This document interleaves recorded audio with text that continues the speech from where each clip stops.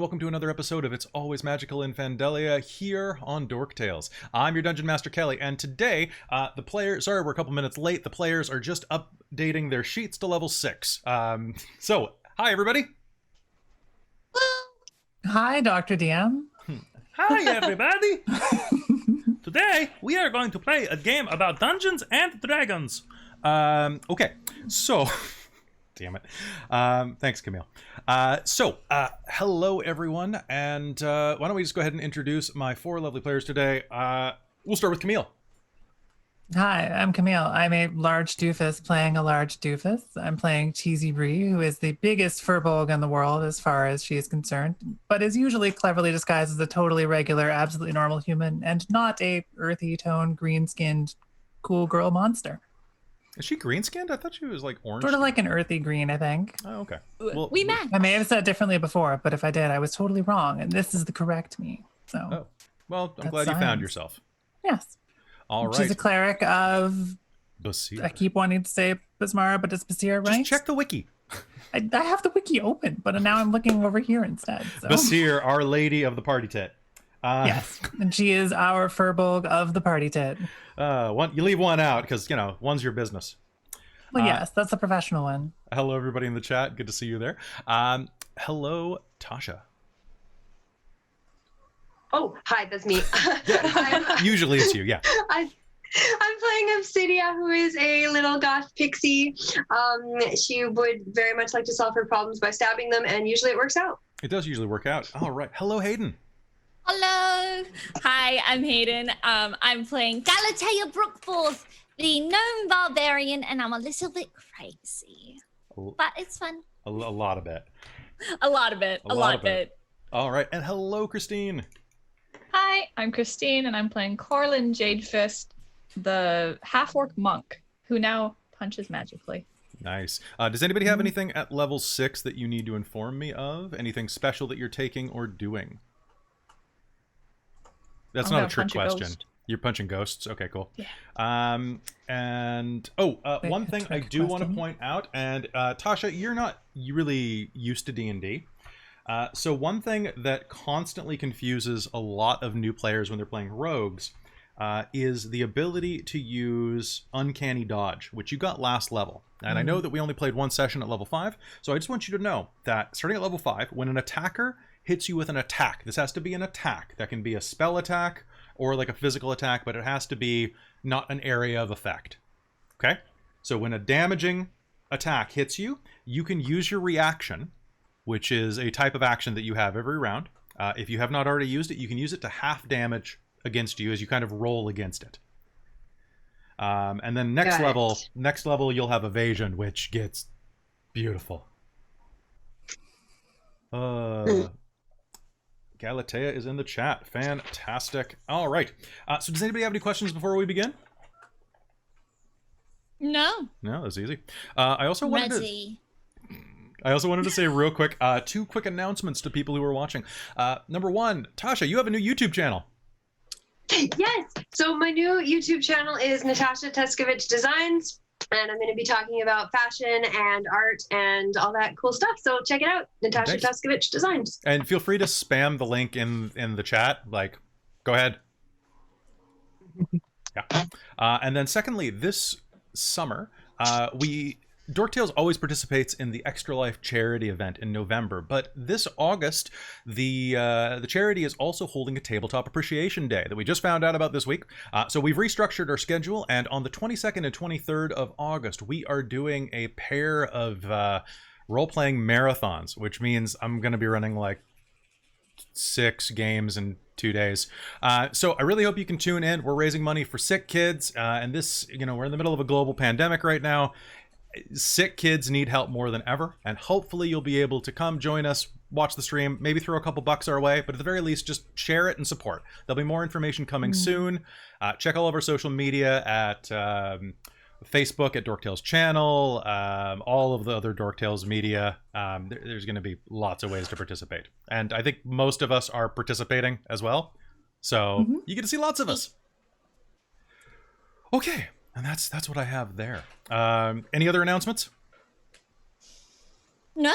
Not yet. There's nothing about the Extra Life yet on our social medias. I am still creating those posts. Yeah, so that'll be out in the next day or so once I figure out what games are what, because right now I've got people who are, some of my players are trying to get me to run a Changeling the Lost game, some of them are trying to get me to run D&D. I really, really want to run this Powered by the Apocalypse Avatar The Last Airbender game. Okay.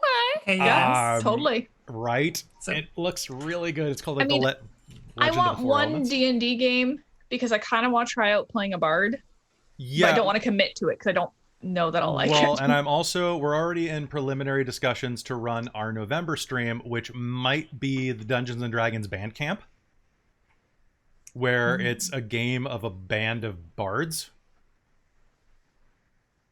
I don't know. It's an I idea. am very okay with that. I actually have some ideas already, so Oh, do you? let me know. Yeah, no, I am, because my like- friend made a really good joke, because now with the Mythic Odyssey of Theros, there's the Bard of Eloquence, or the Yeah. College of Eloquence, which is just, as my friend put it, the walkie-talkie bard. Oh, that's true, because they have the whisper ability, right? Like the... And it's so good. Like, it's so good. I've spent a little bit of time looking for like insult generators. Nice. And I've even found like a D&D insult generator Oh, and yeah. like a Shakespearean insult generator. And I figured what I was going to do is if I do this play, that sort of thing in August, I was going to create a big list and like divide it by type of insult. And then just have like this list of insults I can go off of. That's Nice. really smart. I'm going to link you after this game to Ginny D. She did a vicious mockery. I follow her already. I'm like, have you seen her video where she does like either vicious mockery or like any like insult shit? It's so funny. No, it's great. It's good. It's really good. Also, did you get a haircut, Christine? A while ago. Always. Okay, because I haven't seen you in a minute and it looks really cute. I like it. Thank you. I updated my hair diary this morning. Yeah. It It's was really cute. fading horribly. I'm just letting it fade out. I don't know what to do. I just threw the cheap stuff on I it. think y'all look great. Good job. Making me look bad. You look beautiful, Kelly. You look fine. I was but editing... like the nice kind of fine, not the kind of fine where someone secretly says bad. Like Okay. the actual fine. Yeah. That's good. I didn't want to be that kind of fine. I also made Christine promise that I would never let my beard do that thing that it did in the first couple of Fandelia episodes, because I went back and was editing them a few weeks ago, and I was like, what the... I don't remember. It just was like really big and unflattering and fluffy because I was... Is it like poofy? I have curly It hair, was right? pandemic, and I think you were feeling lazy about it, so you just can't didn't do anything to tell, it. but like I had my hair like this long during those games, and Christine can attest, when I hang upside down, I can give myself Goku hair without any product. Like it's that thick and curly. Oh, So, yeah. Alejandro's is the same. We have not cut it, and I need to. Is he starting to fro up? It's like we could tie it into like a little itty bitty baby. Oh, I had that. Yeah, we were giving Kelly Ponytail. little pigtails. I know. I got like some more hair cutting supplies today, so I'm like, I have no excuse anymore. I have the spray bottle. Like, I have no excuse. Fair. At the very worst, you'll just give him a buzz. Yeah, I do have clippers, so we're gonna like buzz Okay. the sides and like mushroom top and yeah. See, I just don't know how to do that, but that's fine. That's fine. I do know I how to look do... up YouTube tutorials, Kelly. Oh, that's right. I forgot I'm a millennial too. We can do that. Yeah. Okay. So without further ado, thank you for allowing us to schmooze. We've been on vacation for a week, so most of us haven't seen or talked to each other in a while. So we're kind of quarantine crazy still. We miss each other. Mhm. Yay. I and- miss you guys. Oh, I miss you too. Pro tip about gaming in your basically after 25. The first hour of gaming usually turns into socializing, and then you eventually have to be like, okay, let's roll some dice. It only gets worse as you get older too. It's great. Okay, so it's sixth call as the night progresses in the tavern known as the Absent Goose.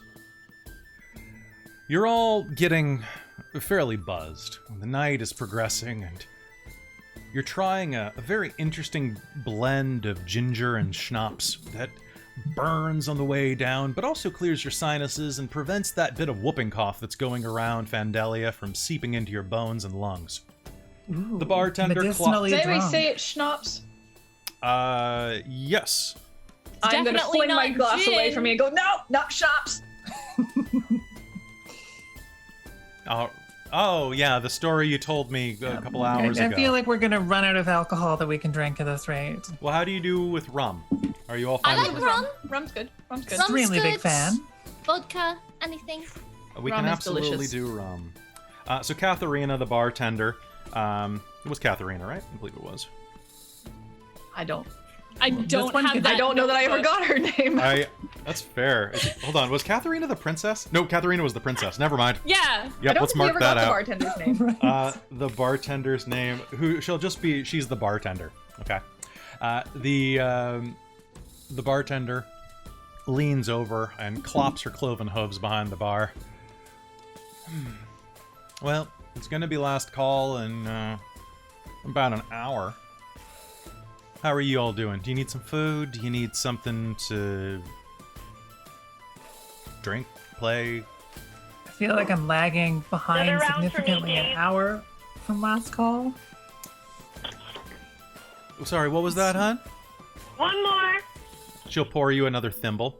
Your audio is going kind of weird, Tush. Oh.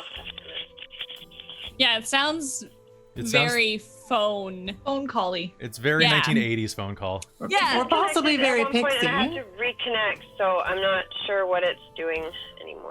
Go into the settings. Click on like the microphone, little triangle thing, and go into audio settings, and you should be able to fix what mic it's picking up.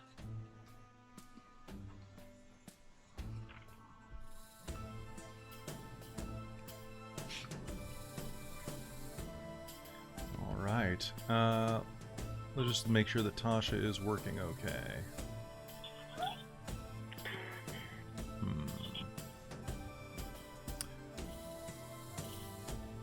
No Discord. I don't want you open. Stop. Stop trying. Discord's pushy. Discord's just... Okay. It's like, hey, So friend, pushy. where have you been? Come Where back. you been? Come back. I want to play. I mean, And I'm- is that any better? That's like a million percent better. Perfect. Okay. Like, I'm just gonna move you up on the screen just a tiny bit. All right, cool. Now we are back to gaming. All right. So she slides you another thimble of alcohol, and I'm sorry. What were you saying, Cheesy? Oh, I would like to order, enough to keep me going for the rest of the evening if it's only an hour from last call. So like, can I get 3 pints, a couple of things of rum, just stack them. If you can make a little Okay, pyramid let's out just, of them, that would be adorable. Okay, 3 Yeah. things of rum. Well, oh hell. And she'll grab a little wax tablet and a little stick and start scratching down. All right. And what about for the rest of you? Anything else? Do you have any meats? Mead or meat? Meat. Well, I've got both, actually. You know that honey technically is classified by the Fandelian Food and Drug Administration as a meat, right? Interesting. Right? Because it's an It's animal knowledge. byproduct. I guess so. Weird. But no, I want like steak or something, like meat. Like I can actual do... meat. I've got a goat steak. I'll take it. All right, 1 goat steak. Also, just get like a crap load of rum. Just give me the bottle. Just a bottle of rum? I can absolutely do that, Shug. Oh, that would have been smarter. Let's see. It's Well, you fine. I'll share. Maybe. I haven't put the order in yet. You can have what you want, girl. So right now, what I have on the menu available this time of night, we're kind of moving into our appetizer menu. The steak's easy, though. We can just throw it on the grill. I've got kumquat curd pancakes, served with a tankard of yarrow beer. I've got roasted hazelnuts and fresh apples with a strip of bear jerky with a wedge of ripe cheese. That is my jam. Let's do that. Okay. Okay. And then you wanted the Tom steak medium rare. Tom's our goat. He passed last week, but he's fine. Well, Aw. he was a rare breed. Now he's just rare. I like medium rare. Medium rare. That is. We've got sweet hell, which is roasted onion slattered with honey, and some pickled peppers. And then what else do we have? We're out of oysters. Probably for the best. Those slippery bastards. They are slippery bastards, really. And we have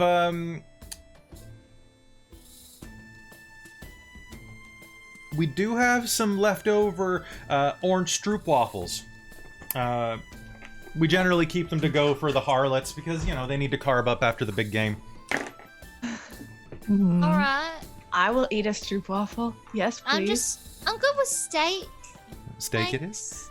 I'll go Steak. get And I would like a steak on the side. on the. Oh, obviously, you gotta get your protein back in. All right, so I'll go ahead and get that for you. You I'll have you the. Do you want to pay in advance or afterward?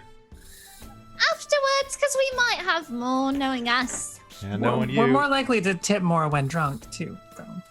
Say no more. That's true. And as she says that and turns around to go and call the order into the kitchen, where you can see a giant, lumbering, and quite obese elf working behind the counter. Something you don't generally see. They don't really let themselves go like that, but this is a very jolly, giant bed. Generally, you can kind of picture him as a large-eared John Candy, which for some reason actually works in my head. I don't know why. Okay. Calls it in behind the bar. The front door of the inn is going to open, and a cold breeze is going to sweep through, casting the entire inn into shadow, snuffing out all of the candles save for the fireplace, which makes the shadows grow even longer as they converge into a coalescing darkness all around you. The music stops suddenly. Turning, you can see that there's a silhouetted figure in the door, 3.5 feet high, with long, curling red locks dangling out of a pitch black hood. It scrapes its feet on some of the barbed carpeting just inside of the inn, looks around and pitches the hood back. Hey, it's right cold out there. Colder than a witch's teat. You see that it's a young dwarven woman in her early adult life. Oh, sorry. Hey, you bloody idiot, close the door. Sorry about that. And she'll pull the door closed behind her. And the bartender will turn back around. Sorry about that. It, this time of night usually kind of happens like that. Sorry, did it spook you? A little bit, yeah. Yeah, you look pretty pale, like you saw a ghost. Yeah. Wait, a goat? Ghost? Ghost.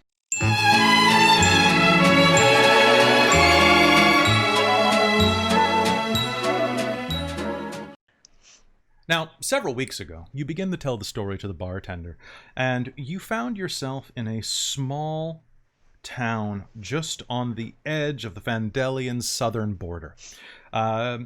You had a couple of options. You could have gone into the Alps, but instead you went down to Mills Hollow.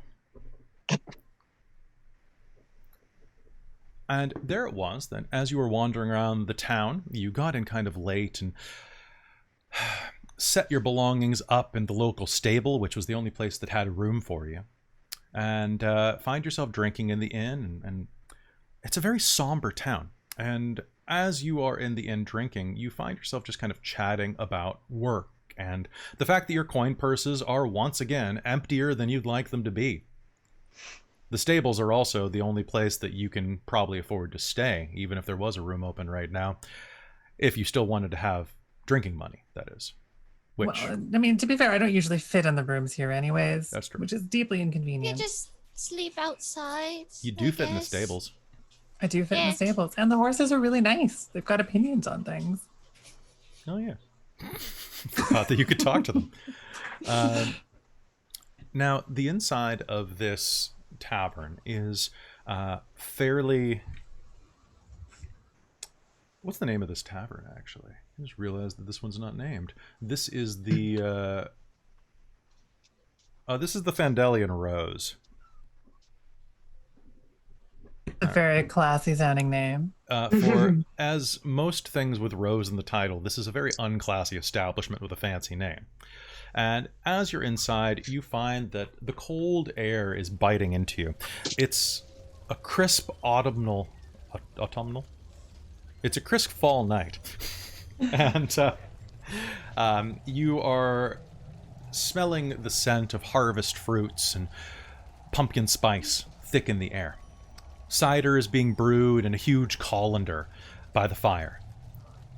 The bartender is manning the length of wood that serves as a bar at the front of the room, and a number of dour peasant folk are sitting around eating porridge, complaining about their work in the fields.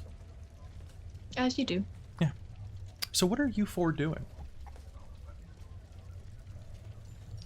Contemplating how flat my purse is. Doing the same thing, but drunk.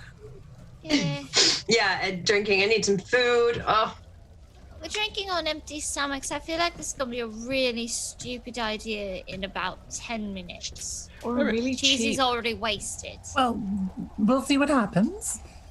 Beer is kind of like a food, I mean, if you believe. I Correct. It's great. I don't know. Do you want to find somewhere to sleep, I guess? Sleep in the stables, maybe? 'Cause that's where Cheesy fits.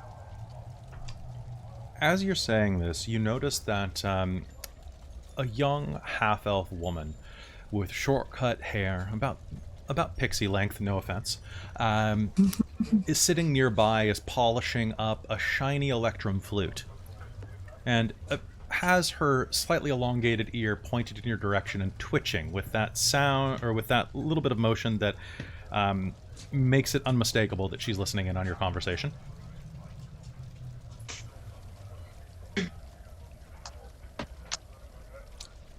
Do you guys see that? Ahem. She'll turn. Cute. Him to you too. Hello. Hello. how can we help you?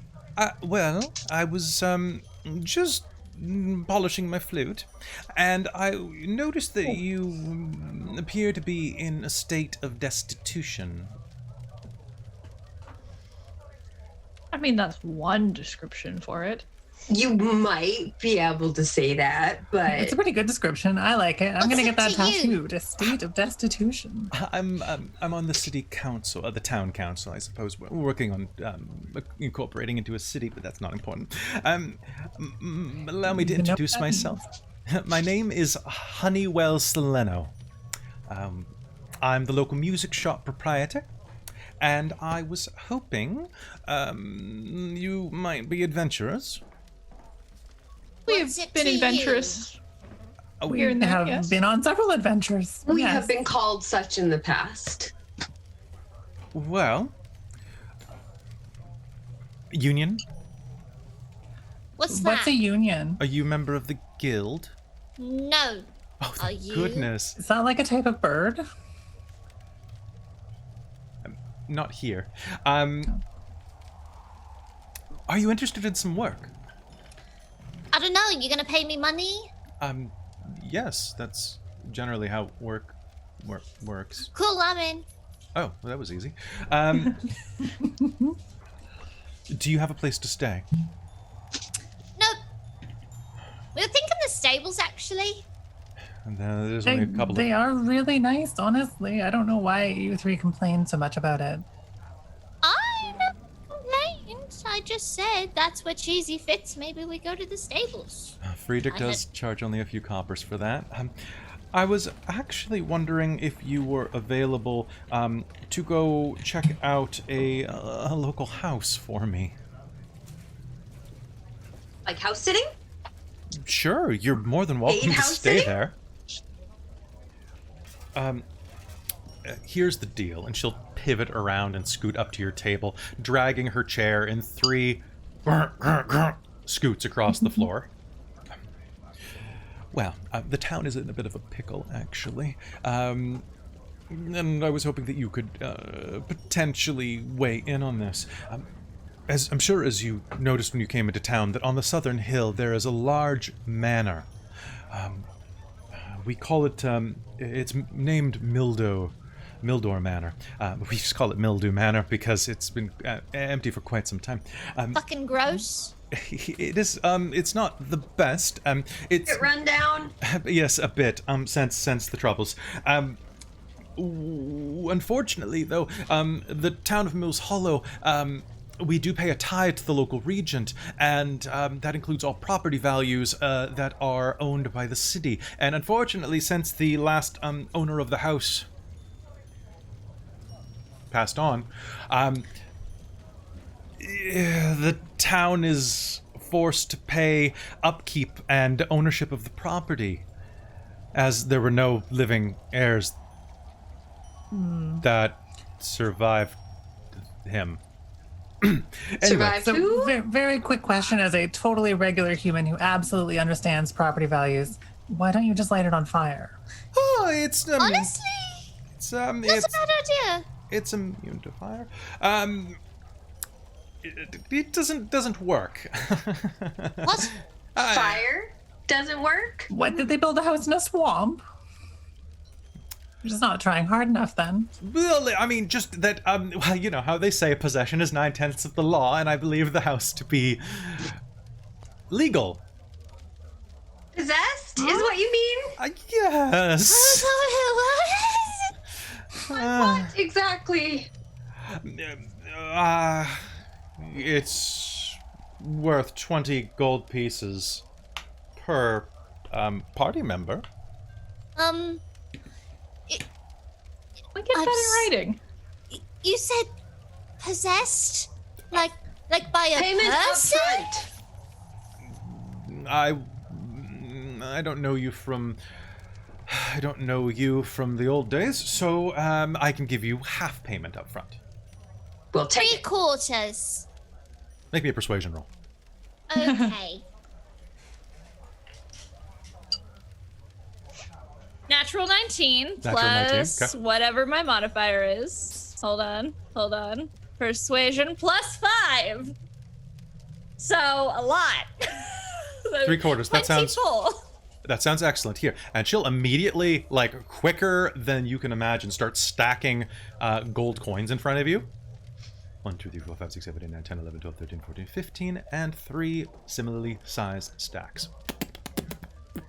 Corlin will calmly fill out her belt pouch again. Good. This does count as an agreement then.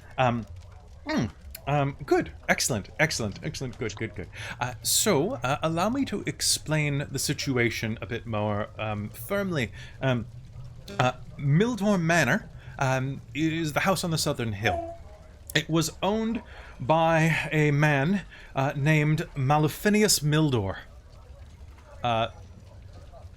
Ooh, there's a corgi in the background. He's cute. Yeah. Yeah, there was a corgi butt earlier. Was there? Yeah. Oh, that's great.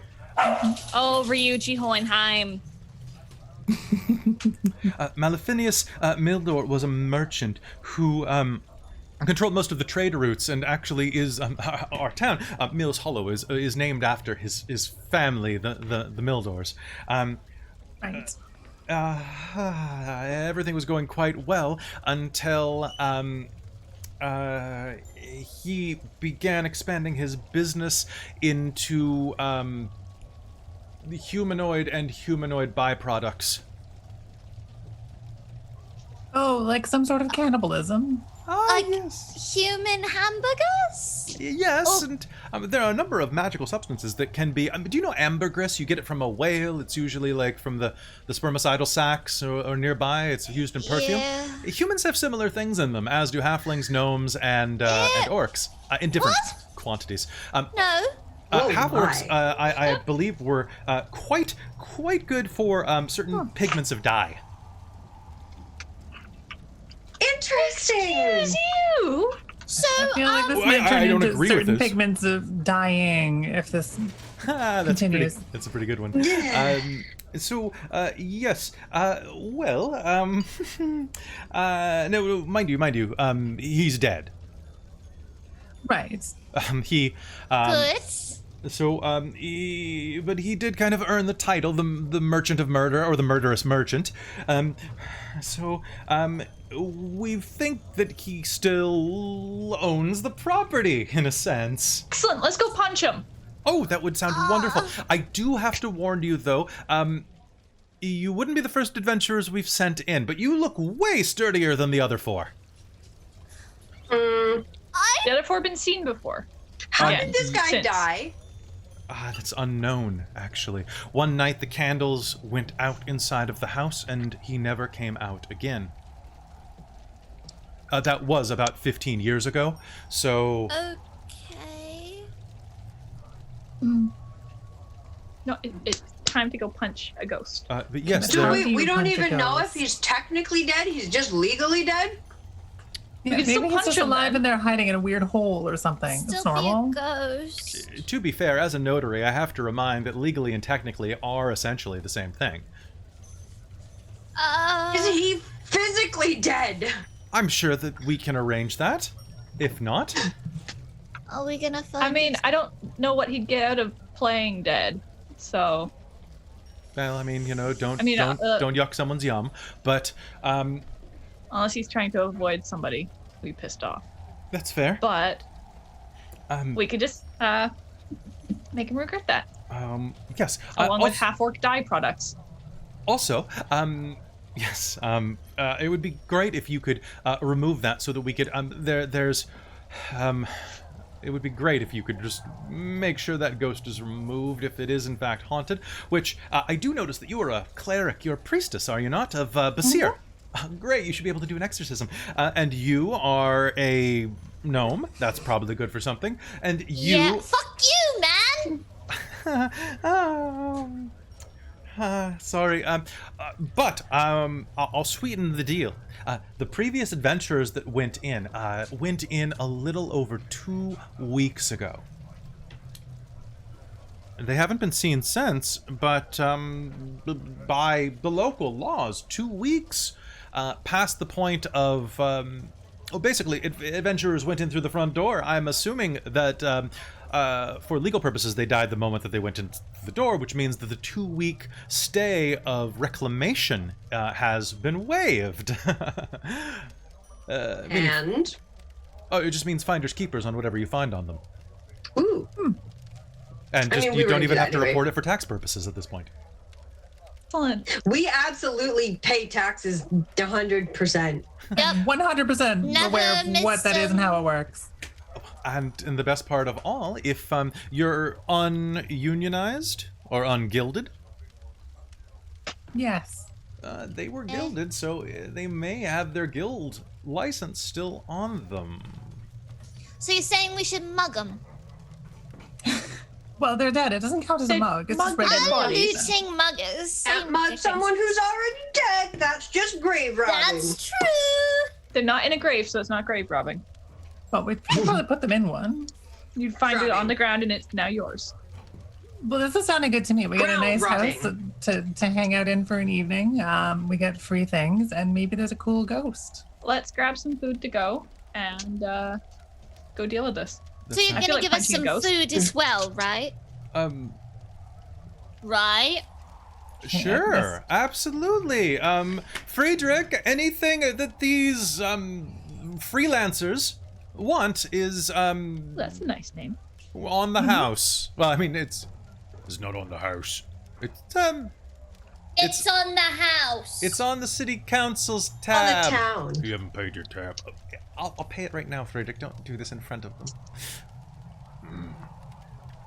Sounds like someone else is a freeloader.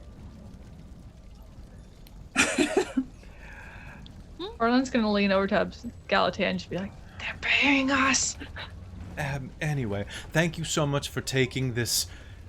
I really do appreciate it. Once we unload Mildor House, we can... And at that point, the front door of the inn opens again, very similarly to as it will one day in the future, and all of the candles blow out as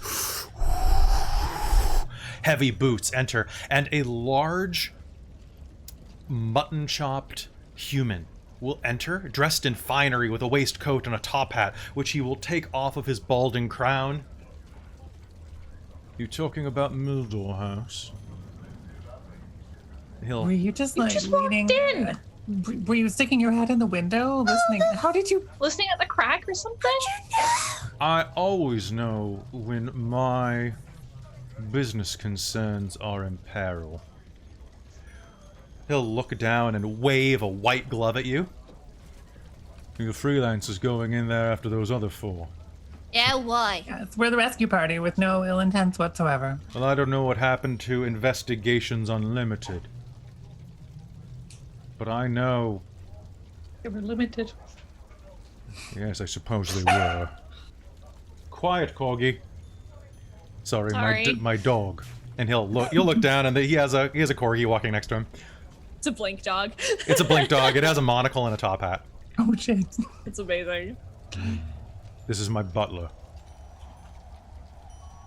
Pull the carriage around. Yep. It'll blink.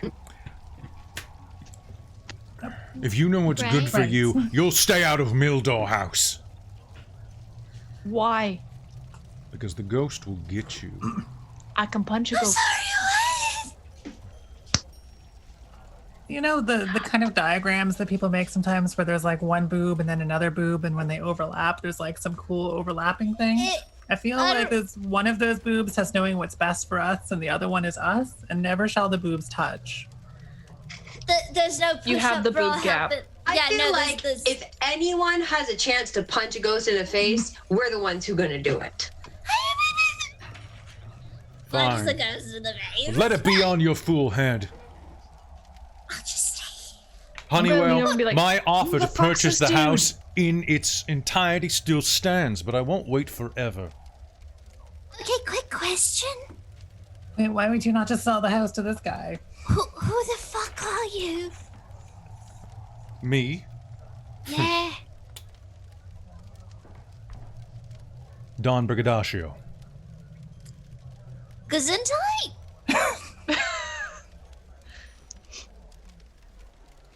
And Very nice to meet you, who's Don Don Brigadaccio. Brigadaccio? Yeah, no, again, who the fuck? I'm an Sorry, I'm just- historian and scholar who wishes to preserve the legacy of Mildor House. Oh, that makes sense. Why I've never Legacy? heard of you. Legacy of dead people? Preserve that legacy? Yes, Why, though? because folklore and urban legends are a valid field of study. I mean, sure, but this guy's he was awful. He ate people. That's all rumor. There are numerous You're socio-political and economic situations that led to the events, and to take them at point value from a member of the city council that's trying to rid this area of such a diverse and storied history. Yeah. It's amateurish. Now, if you excuse me, and he'll click his heels together and turn and walk out the door. Orlin will kind of click her heels together and go, do a silly fake salute back. Sorry about that. Brigadaccio has been trying to purchase the house for quite a while. It's one of the reasons that I'm a little trying to get this fixed as quickly as possible. If he has his way, he'll turn it into an amusement park. What? I don't know what that is, but I love the sound of it. He'll basically ruin the town's reputation, and we're trying to expand outward. So You're to trying to salvage your pass reputation, you this have chosen to terrible hire history, not us. preserve it. You must be Yeah, very desperate. much better plan. Much, much better. And once he But owns why that, ghosts? because people like ghosts. No, Some people do. they're stupid. What? Galatea. So What? there's a bunch of food and drink will be What set is it down at your about table. ghosts that bothers you? What does it? Ghosts are fucking scary, dude. No, they're not. I've never encountered one that does anything, and if I do, I will be shocked and alarmed. It's dead people that are coming back from it, and they're just whisper, I don't like them. And we just met a whole bunch of zombies that were trying to meet their grandchild. You It's know what? fine. I will take that. I That will was very take weird. that. I prefer the other zombies that are just trying to like eat things. That's more sensible. Honestly, yeah. I prefer a zombie. It's Ghosts still a are dead so person come Maybe back to there'll be life. some zombies too. I will take I will that. say where there is one I'll take scary zombies. dead thing, there's usually another type of scary dead thing. So maybe. Fuck ghosts, man. Fuck ghosts. Punch him right in the face. Yes.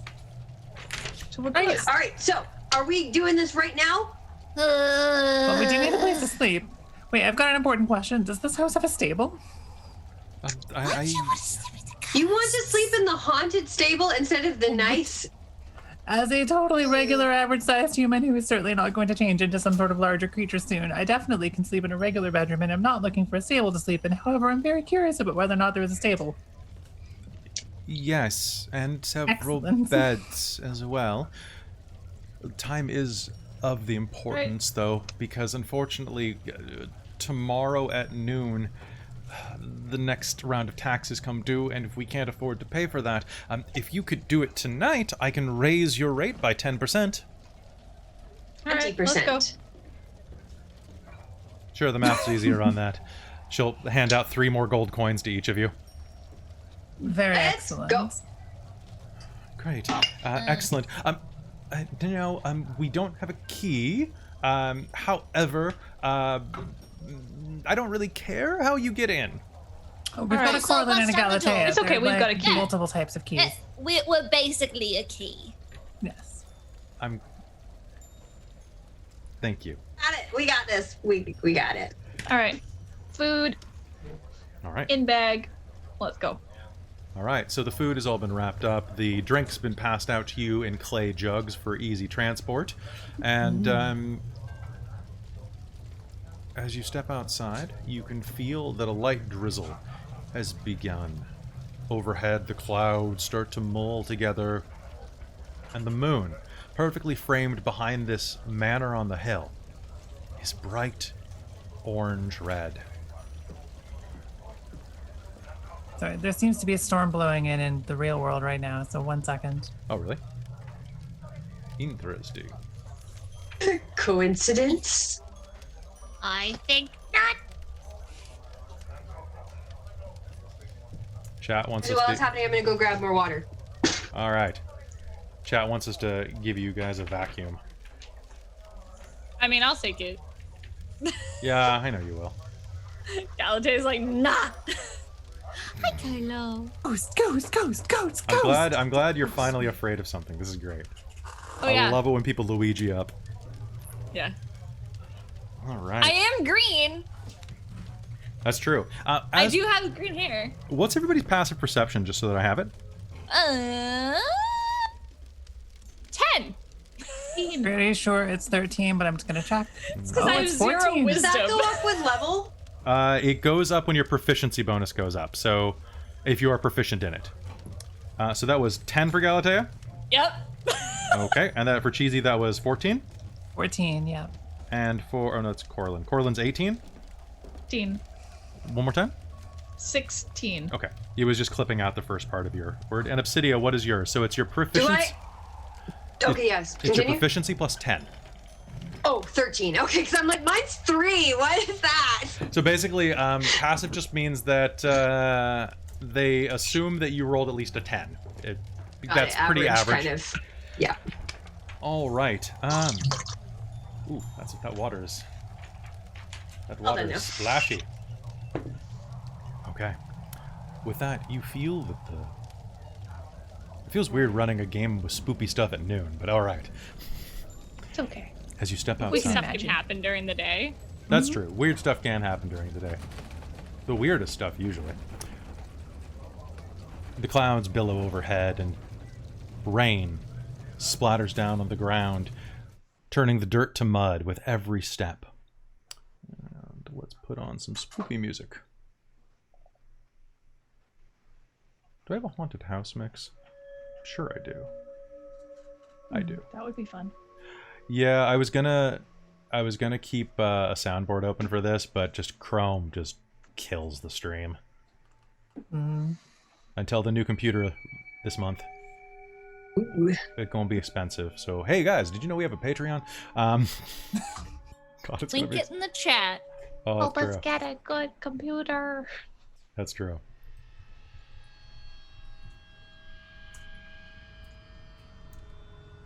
I like that you keep accidentally I know, doing I it keep- too. It's because And you did a the 4. laptop's a bit further over. All right. Heading outside, you see this imposing manor. It's quite large. 2, maybe 3 stories. You can count 2 by the windows and probably 1 beneath. There's a sweeping tower that grows out of its left side and spirals up a good 40 feet above the rest of the building. What do you do? Do you approach? Do you just bug off with your 19 gold? Okay. Do we knock on the door and see if a ghost answers, or do we just No, open it? just break it. Just break it. I'm gonna take my hammer and I'm gonna swing Okay, at but it. then if a ghost does answer, they would probably be very upset if we knocked the door doesn't open. Anyway, Right. I'm gonna knock on the door. just hit it. Oops. Oh no. Wait, did somebody delete someone's message? Oh, I think if it's the person in chat, it may have included a link and been automatically removed. Oh, that's weird. That's my guess. I might have accidentally been hovering my mouse and I didn't do that because I was going to respond real quick. Lamau. I'm sorry. I'm sorry, Kengar. I didn't mean to do that to you. My mouse got happy and it went off early. I'm sorry. Oh, And yeah, I no. think- Oh, he's going to leave now. Okay. That's sad. Well, I think Waka 2 and 2 in chat and I would get along here because clearly the ghost is going to be upset if we kick the door down. So we should not do that. And we should politely knock. And then kick the door down. But we have to try knocking first. All right. So as you approach, you see this tremendous manor on the other side of rusted iron gates that are all tipped with barbed spikes. As you approach... Thing for barbs. It's true. Are you just heading straight to the door, or are you going to survey the property first? I'm gonna look around and avoid going up to the house, but I will look around. I'm gonna look Galatea. around and see if I spot something that looks like a mass grave. A mass grave? Well, Considering what he's been doing. why doesn't everybody who's Sounds doing like- that roll me investigation? I'm just going to walk up to the door and knock on it like some kind of That's what doofus. I'm doing, yeah. Okay, then Wait, do other- you want to knock and it'll be like the quietest knock? Yeah, and then you'll have to knock after. Tick, tick, tick. Bang, bang, bang.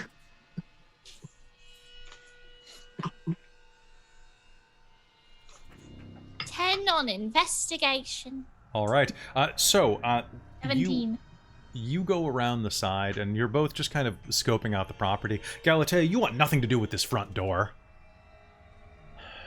There's too many ghosts inside that. You'd much rather be over here, and as you walk around the building, you lean on a stone that's jutting out of the ground. Whew. And then you glance down and realize you're leaning on a family headstone. Corlin, look. Here lies Millie Mildor. And then gives a date that says that probably about a 12-year-old girl is buried here. And as you look around, you can see that there are dozens and dozens of other gravestones in the side family cemetery. Nope, nope, nope, nope, nope, nope, nope, nope. Corlin, you will not find any mass grave.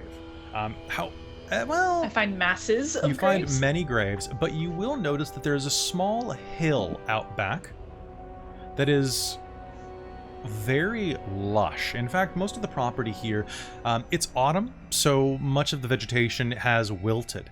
But in this one spot, there are a number of saplings and a number of plants growing out lushly, like there are plenty of nutrients buried in this small hill beneath.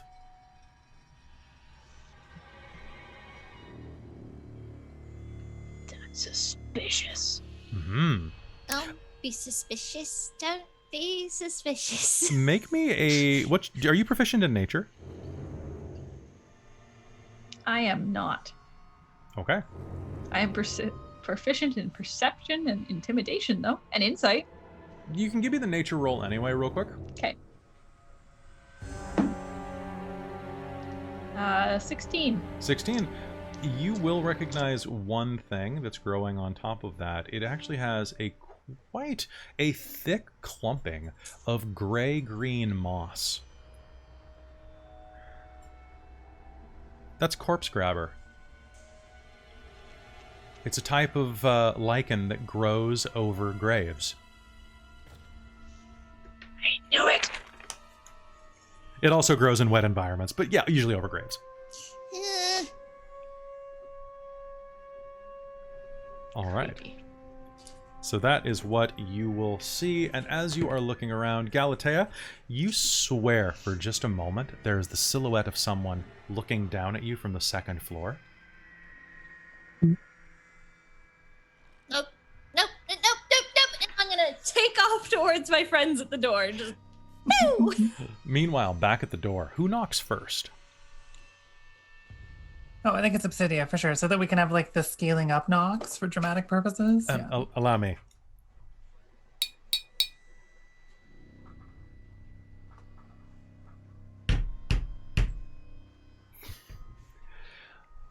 You knock and hear the hollow echo bounce around the walls of this large manor.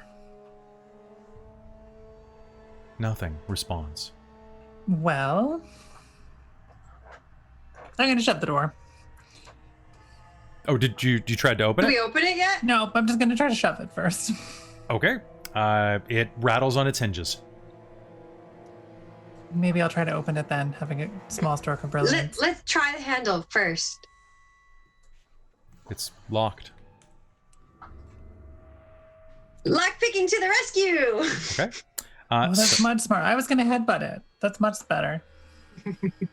So, Obsidia, you pull your lockpicks out of your pocket, and as you float up to start lockpicking, you will hear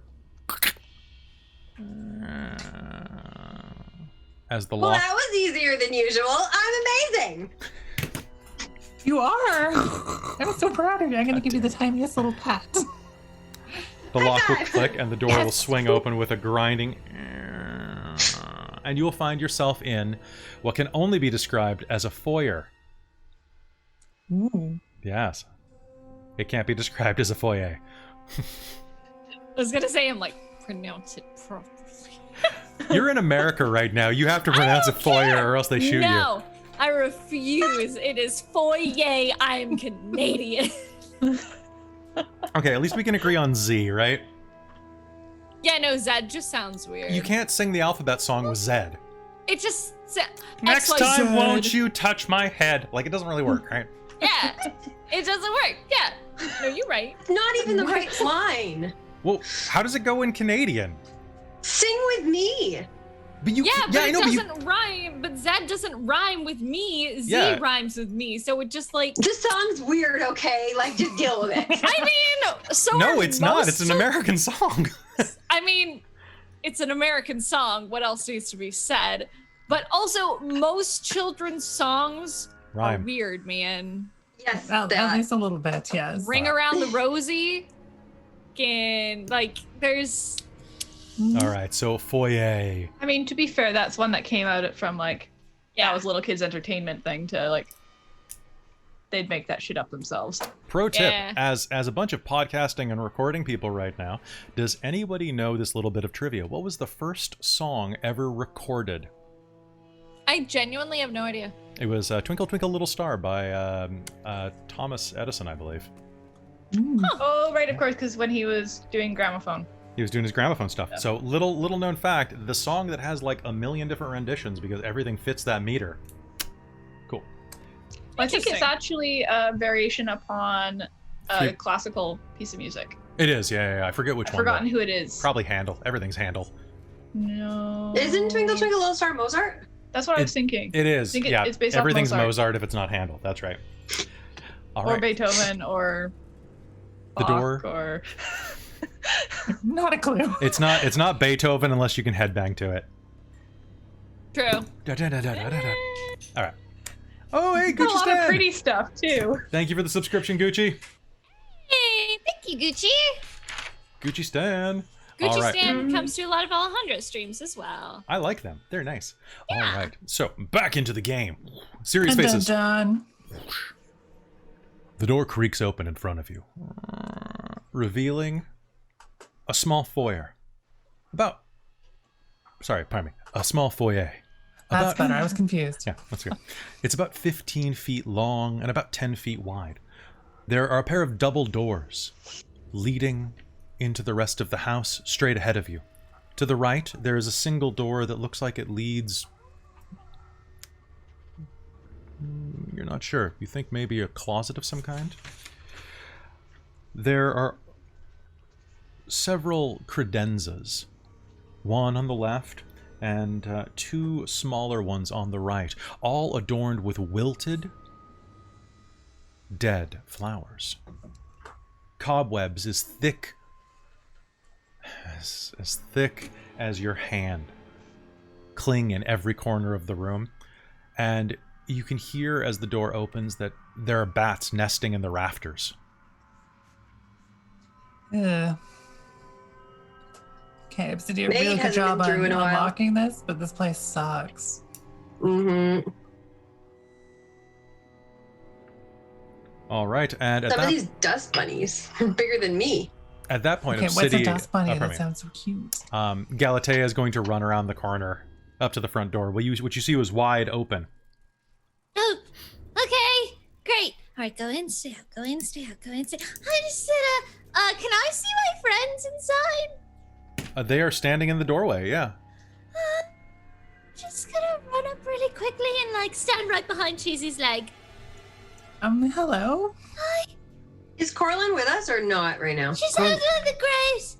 There's someone in the window and I don't... Sorry, there's someone in the window upstairs. I was standing outside and I leaned on a grave and I looked up and there was someone in the window up There's someone yeah. upstairs? Let's go check it out. Yeah, we should go talk to them and see if they're okay. Do you want? You can hang on. I can undisguise myself if you would like, and then you can ride on my shoulder. Okay. But it may be challenging to get up the stairs. I could fit up these stairs as like a firbolg. No, just hang Yeah. down here. It's just fine. Would I well, fit through here? I'm You can fit through clutching the front my door, hammer yes. in front of me. Yeah. Okay. Then I will drop my disguise and become firbolg, and then pick up a Galatea for safety purposes to protect. Sounds good. I just need to If you're grab... higher, you what? Listen to the ghost. Okay, but you're further away from the ghosts if you're up high. And then you can stab them from a sneaky direction. That's true. It's a strategic flank. Okay. Fine. Meanwhile, outside, as you begin to press into the building, Corlin, you are going to notice that next to the what you assume is a mass grave at the back, there looks to be a stable in the distance.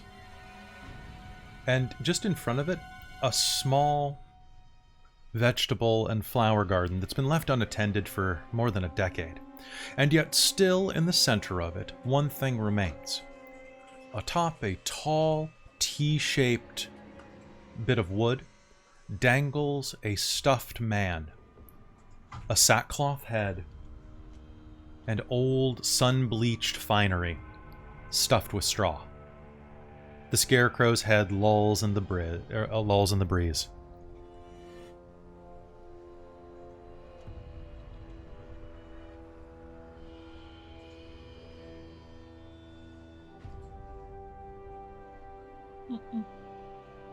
I'm gonna go poke it. All right, with what? Use your hand or with your axe? Yeah, Okay. with my hand. You poke it and something moves underneath your finger. You poke it in the stomach and something writhes over through the cloth. I poke it again. What's that? I poke it again. All right. You will, with your perception, you will hear squeak. Squeak, squeak. Squeak, squeaker, squeak, squeak. Squeak. Something squeaks. All right, cool. A large. Oh, damn, that's a big rat. I rolled percentiles on the rat, and it's a 72. So that's a 72 rat is about this big. A rat about the size of your fist is going to fall out of the scarecrow's leg after bouncing around quite a bit, and is going to hit the ground and look up at you. Squeak. I'll give it a piece of cheese.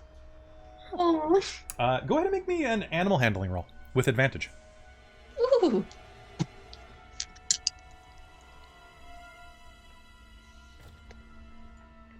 $22. 22. All right. This rat will happily eat the cheese and will start to scrabble up your leg and onto your shoulder. Squeak. Well, it's not a parrot, but it'll do. I expect help from the rat community before this episode is over. Yep. The rat community. It continues to clean itself, sitting on your shoulder. I will pat it and then walk back over to the Cool. others. You will hear behind you. You see a T-shaped bit of wood. I go and look at it. That's weird. Where is the scarecrow? I just dropped it right there. Yeah, you did. Where is it? What's your armor class? 17. 17. All right, that's 2 hits. Shit. Suddenly, something dark lurches out of the shadows behind you and is going to strike you for... Ooh, I didn't grab any D4s this session. Damn it. I'm like, I'm not going to need D4s. What do you mean they all run on D4s? Damn it. Okay. All right, so you are going to take a surprising amount of damage. 4, 8, 12, 13, 16 points of slashing damage. And I need you to make me a wisdom save. Oh. Yeah, I think that you're going to be fine with the wisdom save. That is 18. 18. All right, you are absolutely fine. The scarecrow looms out of the darkness. Its mouth splits the sackcloth, and you can see that there are dozens upon dozens of millipedes and writhing centipedes swarming out of its mouth. Think Oogie Boogie. Its eyes are overflowing with cockroaches, and as it lashes out toward you with its stick and straw hands, you can hear it making this terrible noise. And do we hear this? Those of us who are in the Yeah, I house? was gonna say, can we hear something happening? Galatea, you do not hear anything, but the other 2 of you do, and that's what matters because you'll be dragged. I'd like an initiative roll off of everyone, please. Okay, so... Oh, dang. Oof. Okay, so Scarecrow has a 15. What's everybody else have? 16. All right. That is Oh going wait, to no, be 15. I misread. Your dex mod is 21. probably higher than mine. Okay, also Blue Mimic in chat is suggesting that the rat be named Rat. My Patootie, dexterity and is a that's my plus vote. 2. Rat Patootie. Rat Patootie. Rat Patootie, that's great. So yours is a plus 2, so you go before the Scarecrow. Obsidia, what'd you Okay. get? 8. 8. All right. How does the rogue get 8? And what did you get, Cheesy? I got a 4. Oh, God. Okay. Cheesy. Rat Patootie. I'm going to write that down. It's a girl rat now, I've decided, because Patootie sounds like such a cute girl rat name. She's a cutie patootie. She's a cutie Aw. patootie. All right, Corlin, it's your turn. This scarecrow looms in front of you, shrieking unholy hell. What do you do? I am going to attack it twice with my axe and punch it as well. That So sounds I get an great. extra attack now. All right, go ahead. Okay, let me just remind myself of what all dice I need for this. Okay, that be unarmed.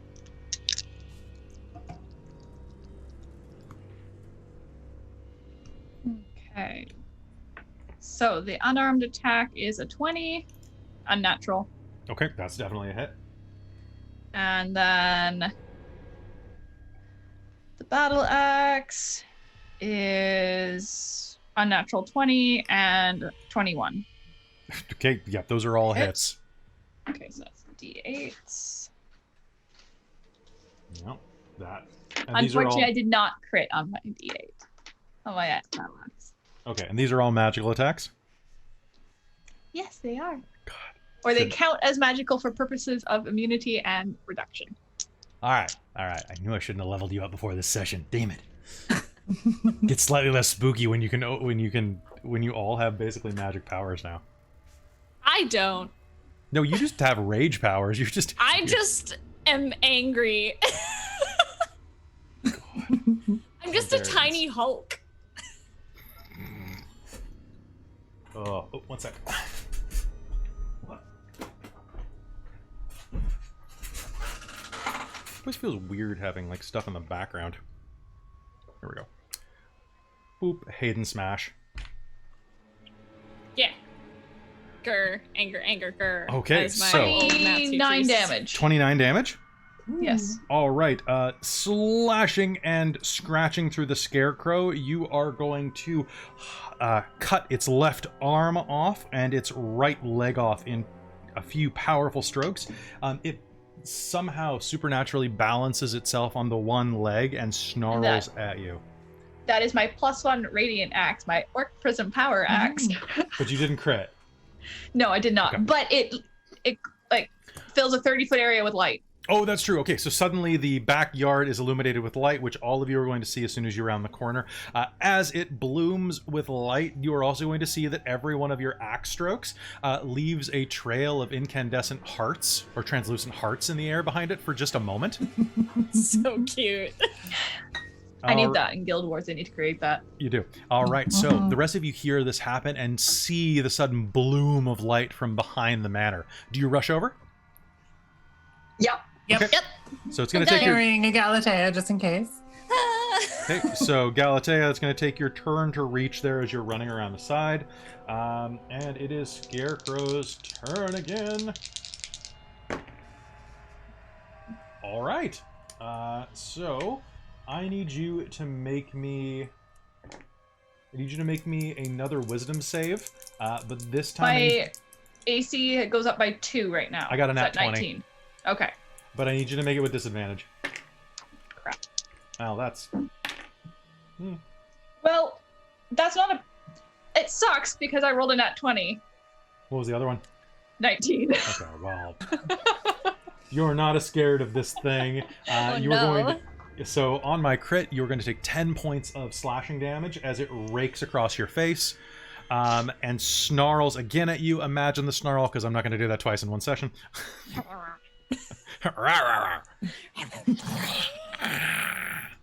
It's okay. All right, and Corlin, you are up again. I am?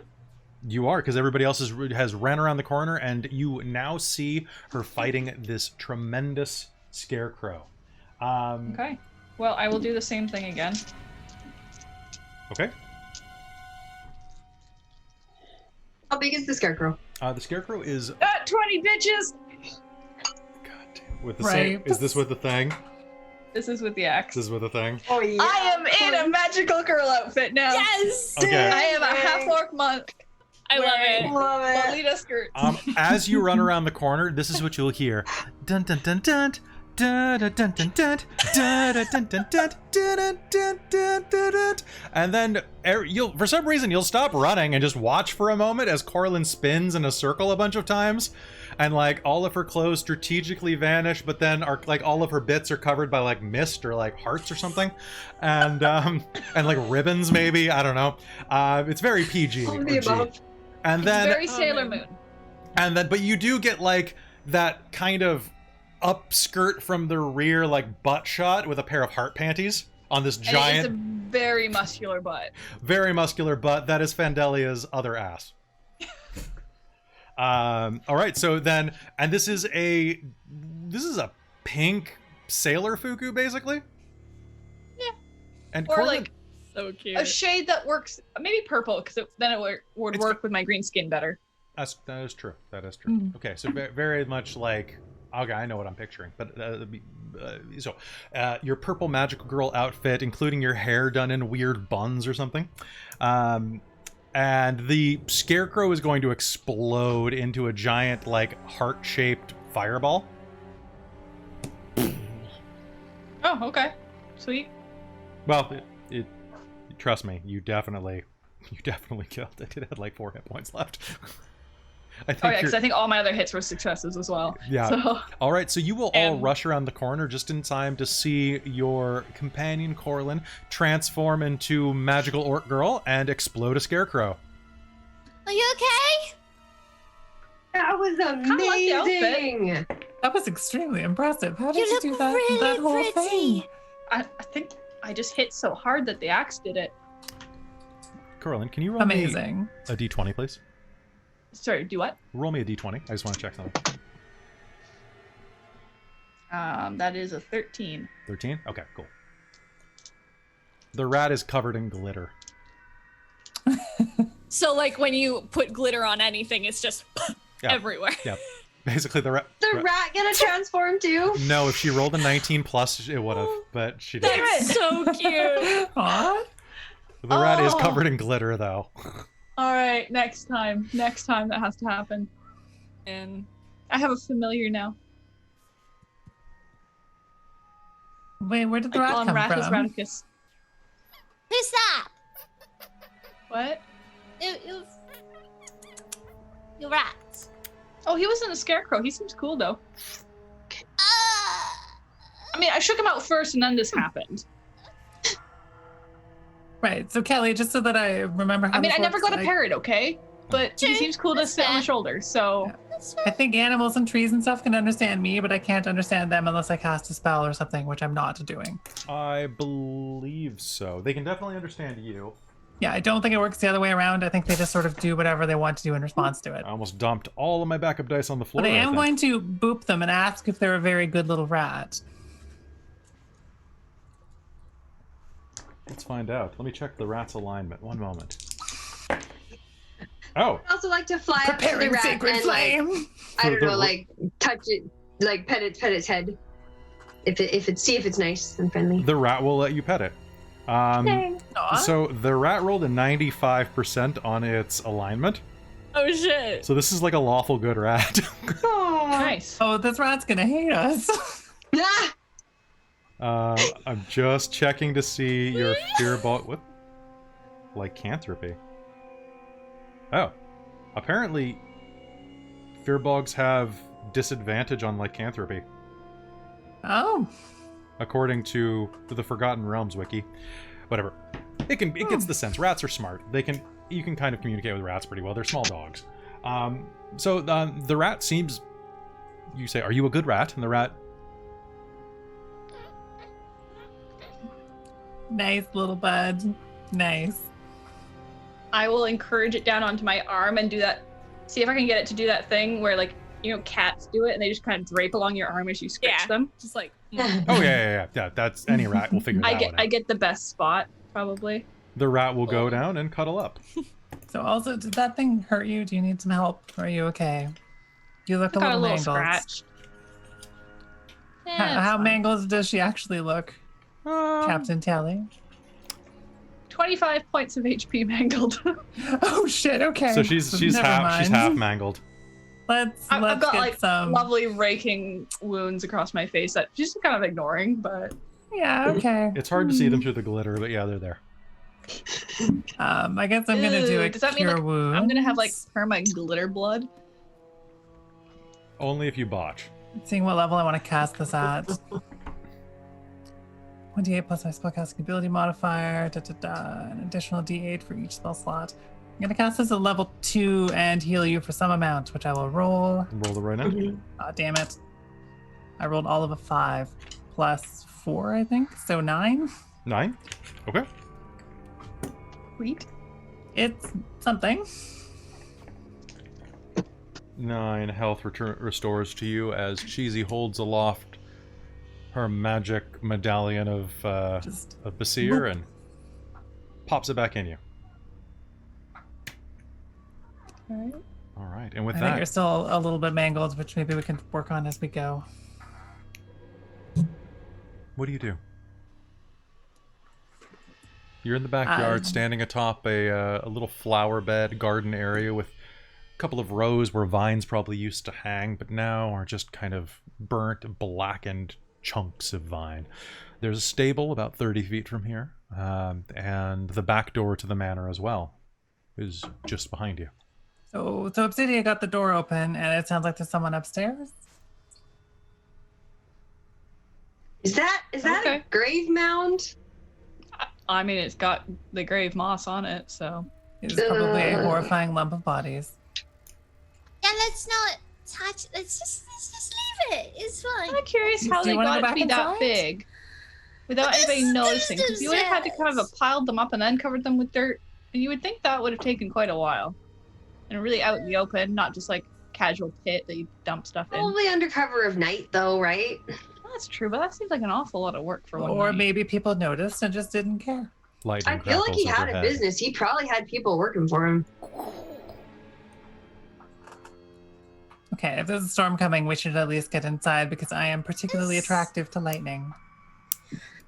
Yeah, let's go. Yeah, let's get undercover. Particularly attractive. You have a cat? Yeah, we have Aw. two. This is Kylo. Oh, Hey, buddy. I've only seen the dog before. Here you go. There you go. He came out of his bed to say hi briefly. Nice. He has a bed on my desk. And now I Oh. have cat hair on my lipstick. As always, yeah. All right, making your way back around to the front of the manor. The front door is still open, creaking softly on its hinges in the breeze. Do you head inside? Yes. Reluctantly. As soon as you do, you'll hear the sound of as one of the heads off of the dried roses will snap and fall to the floor, turning into Oh. dust. Lovely omen. Maybe it's a good sign. The spookiness is defeated. Now, as I said before, this is a rectangular hallway. About 15 feet in front of you is a double door that leads to the rest of the manor.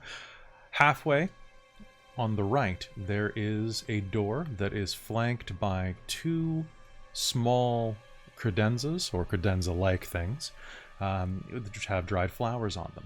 Each of these credenzas has drawers in it, and there is, between those two, a door, potentially leading to a closet or small antechamber. You are in the foyer. I'd like to rifle through all the drawers quickly. All right, sounds good. So, rifling through them. Ooh, that scream still hurts a little. Don't do that, Kelly. I'm never good at surviving this. Scream from your diaphragm. I know, but I had to hit that weird note, and that's a throat contraction thing for me. You did singing practice when you were young, didn't you? Yeah. Yeah, see, I didn't, and that's my downside. Show choir. Oh, damn. We didn't really have that. That's unfortunate. I'm jealous. All right, so as you flip through these, first off, the first one's going to be empty, but as you go to the second, you will see that there is an inkwell and a quill tucked inside, as well as a small sheaf of loose paper. Any letters or anything? Nothing written at the moment. Would you like to investigate? Sure. Sure, make me an investigation roll. All right, well, she is going around and doing this. What's everyone else doing? Just, like, loitering in the lobby? I might start seeing if I can find a staircase. Okay. So, Yeah, I'm gonna start looking around and seeing if there's any, like, I'm just gonna see if I can see anything that looks like the ghost, like, looking out of the corner of my eye. I'd be like, all right. not in this room. Like I said, this room is sealed off. It's just a square. So, sorry. Which doors are you headed to? So, Cheesy, you're going to the double doors? Yeah, let's go for the biggest, coolest doors that look the most comfortable to fit through. Sounds good. Obsidia, what'd you get on your check? 12. 12? Glancing down, you'll notice that the top bit of parchment has texture to it as your finger goes over it.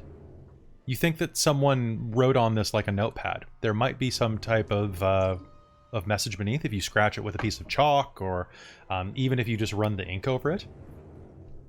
Okay, I would like to do that. All right, as you do, you will... do you have chalk or anything like that on you?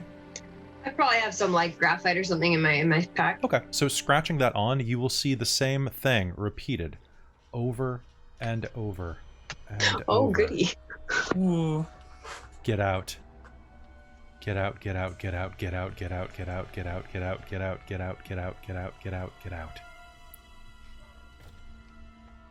Guess someone wanted to get out, and I'll show it to everyone.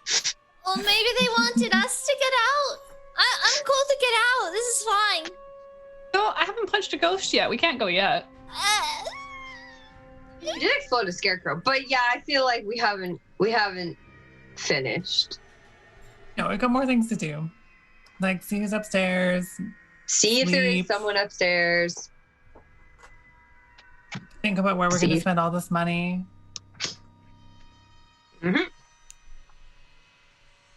All right. Also, we haven't found the other party yet, so we need to do that for sure. Yeah.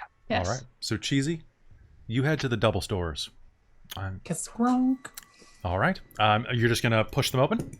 Yep, assuming they are push openable. So, there are a pair of door handles, but if you just want to, like, exert force on them, you could probably force them wide open. Try to twist them. Okay. Do the door handle thing first. If they're locked, then I'll shove it. Okay. The door handles... They are not locked. But as you push on them, for the briefest moment, as you put your hand on the door handle and twist, you feel a second hand reach over and grab you by the knuckles. And pull you as the door opens. Hell? Does it stay? No, it vanishes immediately. But it's just that Cheesy's brief gonna go. shock. Can you give me a wisdom save? That's spoopy. Uh-oh, maybe this is really spoopy.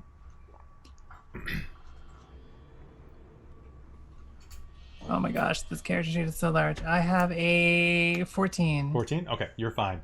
There is a brief moment, but besides that, I you're forgot good. that I have wisdom. Yeah, you're a cleric. That's kind of what you do. So, oh, okay. Something just grabbed me, but then let go, which was very nice of it, and I encourage it to continue to let go, should it grab me again.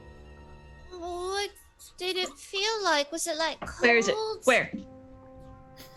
Oh, it's just like a hand grabbed my hand. I'm gonna go over next to Cheesy and just kind of start punching the air nearby. If I find anything, I want to punch a ghost. Okay. Just 1 second. This is the best solution I've ever seen in my life. Oh wait, I rolled the wrong dice. Just like, where? I guess if we're using like magical weapons, we could just clear the whole space by swinging them around like sensors, but of violence. Okay, so the I love that. God damn. Okay, the main corridor of this house is now exposed to you, and as lightning crackles, it illuminates the interior, as well as Corlin's axe is glowing, giving you a 30-foot area of, I think, bright light, actually, isn't it? Yeah, it's bright light. It lasts for a couple of minutes, and then 60 foot of dim light. Illuminates a 30-foot area with light. With light, so it's just That's just what it says. so just general light then. That's what we wrote down, at least. Looking around, you can see that this place is quite large. There are doors leading off to rooms, 4 to your right, 3 to your left, and directly ahead of you is a tremendous banister that is shaped like a Y, leading up to the second floor with a huge portrait at its first landing. Looking around as well, it looks like there is another room directly behind the stairwell. Where would you like to go? The stairwell's banisters are large and winding, with a statue of a griffin about the size of a large Maine Coon cat perched at the base of each of these. So, you said that they were upstairs, right? Galatea? Yeah, I think it was the second floor. Let's go check. May as well Yes. take a look. I'm gonna ready Okay. some regents and my symbol here because I have a sneaking suspicion I might need to cast something in a moment. I'm gonna grab my hammer and just hold it in front of me. Okay. As you're slowly making your way Arlen will forward, cock her arms. all of you will notice that there's a slight noise coming from just to the right of the stairwell. It's this, and As you stand there a moment, a small wind-up toy, a little wooden painted duck with wheels, is going to roll in front of you and stop 5 feet from the base of the stairwell. I'm gonna smash We just it. get duck rolled. Normally, this would be very cute. I'm gonna smash it. Okay, so you You run up can and smash smash it. Okay, so who is close to Galatea right now? I was gonna back away as Galatea started moving, so I have a feeling this is a bad idea. Okay. I'm not moving away, so I'm probably still quite close. Sounds good. Can I get everybody here to make me a, except for Corlin, to make me a dex save? Mm-hmm. And I'm gonna protect the rat. Okay. Like, So 14 to hit. 14 to hit. All right, you will smash this duck. This duck is fucked. Sorry. It was a reflex. Sorry. It's fair enough. Fair enough. All right, what'd you all get on your dex save? I got a 16. 9. 16, 9. Okay. 16, you'll take half damage from this. That's Uh-oh. good. Galatea, what'd you get? Oh, I didn't make a dex save. I rolled to hit, but let me do my dex save. Give me a real dex quick. save. Oh no, that's so bad. That's okay. Hang on. It's a total of 4. Perfect. Okay, Oh, no. you guys are This going to hear tracks. as Galatea smashes this duck through the floor, like punches into the floorboards. You will hear overhead, Oh no. 20 feet up. Actually, pardon me, 30 feet up, descended from the second floor over where the second floor wraps around the stairwell. A tremendous chandelier made of iron is going to detach from the ceiling and fall on you. Galatea and Obsidia, you're going to take 15 points of bludgeoning damage. Okay. Corlin, you're going to be, or premium. Corlin, you're out of range. Cheesy, you're going to take a total of 7 as you hurl yourself out of the way. And this is going to smash. Oh, let me just see if it. Okay. It smashes into the floor, not through the floor, but does a significant damage to the Good wooden so floor. far. Are well, you that two was okay? unexpected.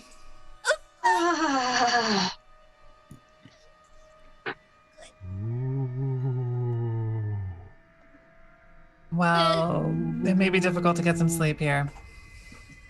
Get it off. Get it off. Get it off. Am I like crushed under the thing? You need some help getting this off unless you. Yeah, is someone gonna move the chandelier? Corlin will help. Yeah, that will help lift it.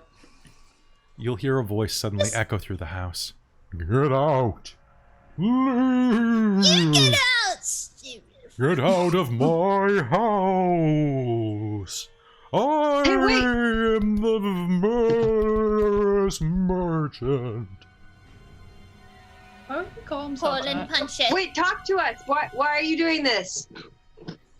Hmm. Get out, or meet. Can I roll insight? doom. Yes, you may. Yes, I would like to do the same. Because Yeah, that me sounds too. a lot like another voice I heard earlier in the night. Nat 20. Now 20. Ooh. Seriously. 15. So it's 26. If it's insight. Damn, dude. Okay, so that 26 for insight. Hold on, I gotta check something real quick.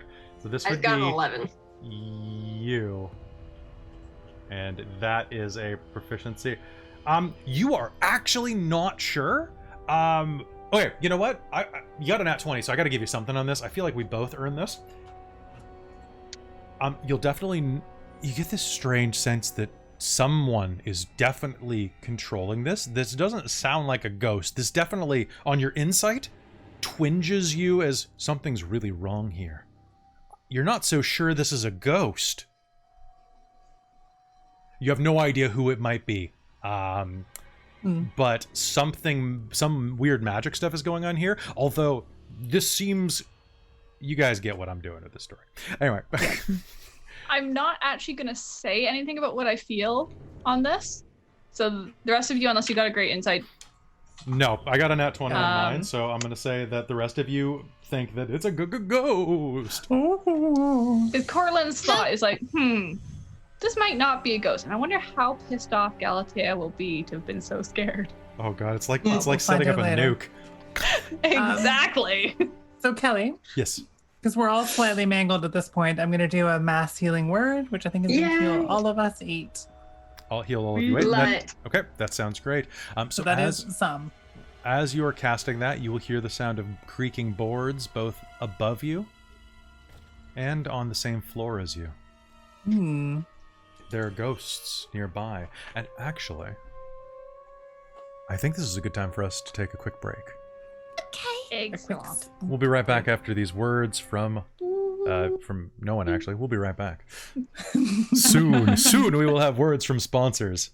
Hashtag not sponsored, could be sponsored.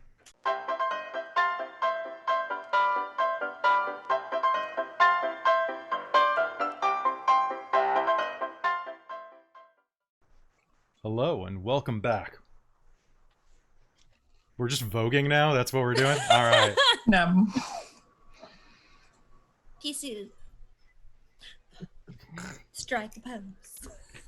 All right. I have to if I'm magical girling it up. That's true. You have to. That's true. It's compulsive. You know Especially what? since I'm guessing my outfit hasn't changed back yet. No, we it's- did add a little filter with hearts to your stream. It's just a glamour effect, and it lasts for the. It lasts until you short rest. Nice. Okay. So in other words, I'm gonna be dressed like a magical girl a lot. With the way you crit, yeah, probably. Yeah. Pretty good. I'm sure someone's tried to hack that with D&D, where it's like, well, my transformation counts as a short rest, right? And I can't be attacked during it. Boy. All right. I said, Yeah, kind of. smart. Right? All right, so hopping back in, you just had a chandelier dropped on you and find yourself at the base of the stairwell, hearing the sound of creaking all around you. Be gone. Alright, let's punch some ghosts. Yeah, let's go. Well, I've got a small idea. I wonder if I could get something similar to a ghost to punch ghosts for me. Probably. That would be fun. So, Kelly, Yes. I made the brilliant decision of preparing Spirit Guardians, which seems very appropriate. Yes. I love that So spell. That what thing this is does is it basically ridiculous. makes a 15-foot radius around me where there are, I guess in my case, angelic spirits that hang out and attack things if they come into range. And this is a concentration spell, right? It is. I have Yes, to it is. concentrate for up to 10 minutes. minutes. Okay. Yeah. So yeah, go ahead and cast that. Mark that off. So I will mark that off. I guess because I am good as heck, they are pretty darned angelic. So I've used 2 of that level. I pour spells per day. Absolutely ridiculous.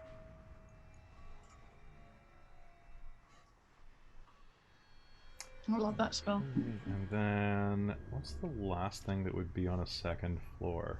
Yeah. So then, of course, obviously, our cool party and the rat are immune to it. Of course, the rat's part of the party. Yeah.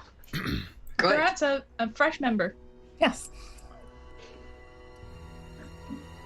So where are you headed? Up the stairs? We're gonna invest. Jazz. Yes. I think up the stairs. Okay. As everybody's going up the stairs, are you doing anything or just proceeding as normal? I'm gonna look around. 'Cause There's been a Cautiously lot at of this weird stuff point. happening. You can all make me. Let's do investigation rolls. Nuts. Can I do that while maintaining concentration? Okay. Yes, you can. Concentration just means you can't cast another concentration spell. That's what I figured, but I was never really sure for 5e. So It's 18 Oh, total. perfect. I rolled a 1. Okay. 13. So Cheesy, you won't notice this, but Galatea, looking down, would you get Tush? 11. 11. Galatea, as they start to step up the stairs, you're a bit shorter, even because Obsidia's floating, so she doesn't really qualify. Having the low height advantage, you will see that there is a wire running along the 6th stair, right at foot level. I'm gonna stop. Everyone, stop! Oh, okay. Okay. There's a Right? Obsidia. You're good at. Can you disarm things? I can try. If you look, there's a wire or something on this. 1, 2, 3, 4. The 6th step. Ooh, I see it. I'm gonna back up just in case. Yeah. All you footed people, back away. Hey, you do your crazy things and make it not explode or something. I don't know what it's gonna do. Can I roll thieves' tools to try to? Yeah, you can. You can. Oh, I rolled a nat one. Oh no! Good thing I backed up. Okay, so as you go down, you think, "Ha! This isn't a big deal. I've got That this." door unlocked for me, no problem. And you'll reach down and you will click it, like you'll pull out your little tin snippers and go, "Ha! An easy trap, tink!" And then you'll hear, and suddenly a paint can is going to fly down from the second floor and smack directly into you. You are going to take 7 points of bludgeoning damage as this paint can on a string flies down and cranks you. You're a pixie, That's so my you're whole basically like body. splatted. Like a cartoon. And also, they aimed that paint can Perfectly. foot height. Well, she floated up a little, we'll say. It was like, Yeah, maybe I put it up so They like I aimed did for the it. shin. It looks like it was aiming for the shins or the crotch. Hmm. Sorry. And you're still attached to the paint can going, "Eh." Oh, I'm gonna help peel you off. She disarmed the Shake, trap. shake, shake. Well, I activated the trap. Thank you. Trap's gone. Yeah. Looks like it.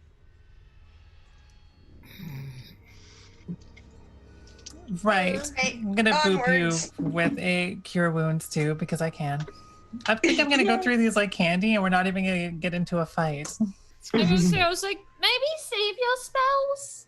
But How much I'm only does using a mine- first level slot for this one, so that's okay.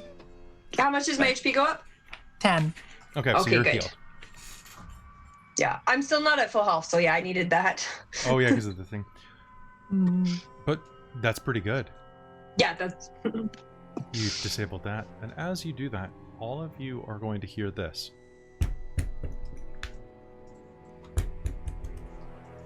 Hmm.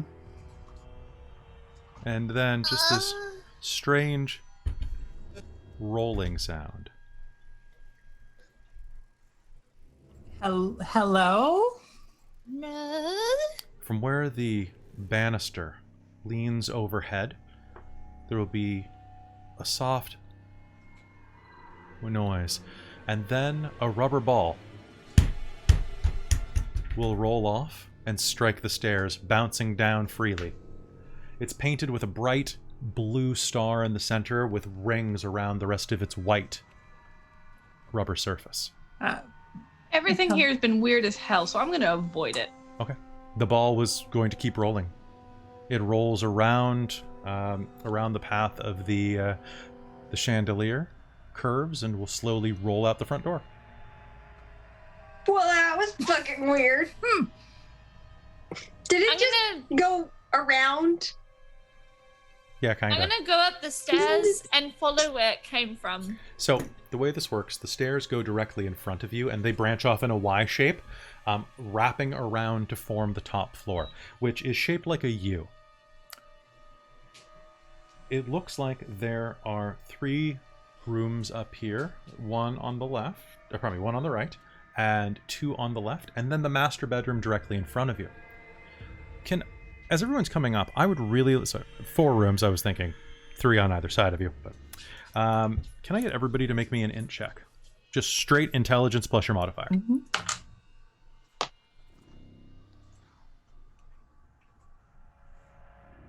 17. 17. So as you're... 15. Perfect. 17. So good. 5. Okay, so Coraline, you're still staring at that ball and not really paying attention. So like I said, you head up the stairs and then it branches off into this curving Y that becomes the bottom pegs of the U that is the top floor, if that makes sense. Kind of a weird way to say it, but we're going to go with it. There are 2 doors on the left side of this. One looks like it's a smaller room than the other, given the door placement. Probably a smaller room than the other, not a smaller door. And one on the right that is kind of more toward the front of the house. those of you who succeeded that check, which is everybody but Corlin, are going to notice that the tower should be there over on the right side on this huge expanse of stone wall. There should be a door leading up to it unless it was bricked off, but there's no entrance at all.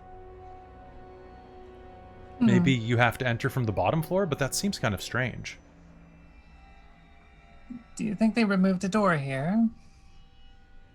Looks like it. Probably. What?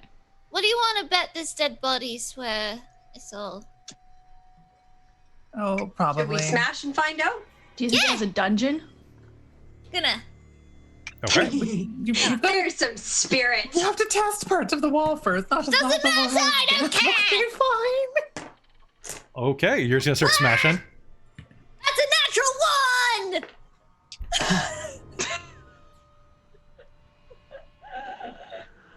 Oh no.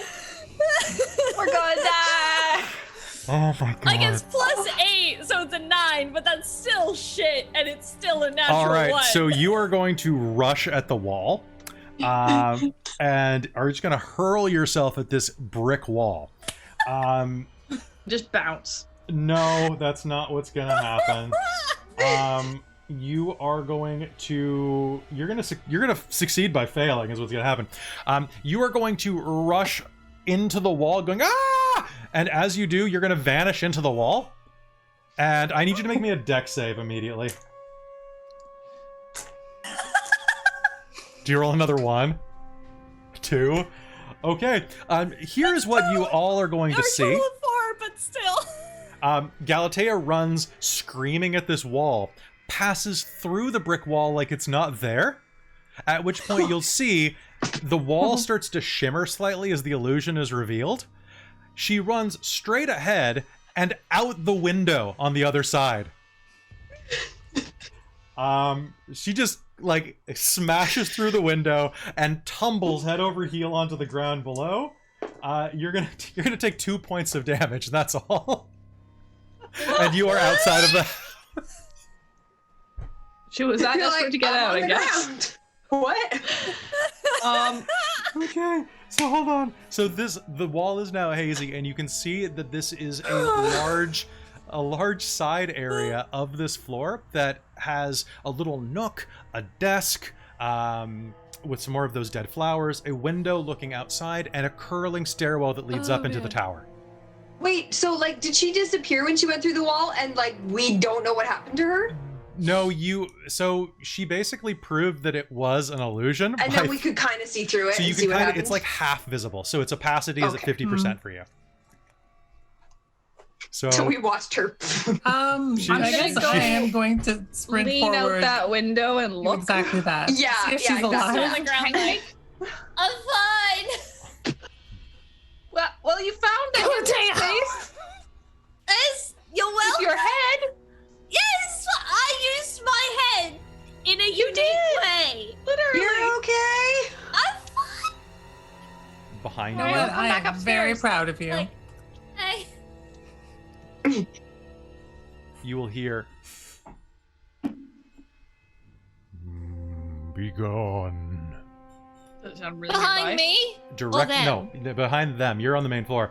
Behind Okay. you, standing on the stairwell of the tower, is an incandescent, glowing man covered in blood. He looks like a nobleman with thick, well, no, he looks like a merchant. He looks like someone who's worked for a living, at least for some of his life, with thick, ropey hands, like an artisan or a craftsman or a butcher.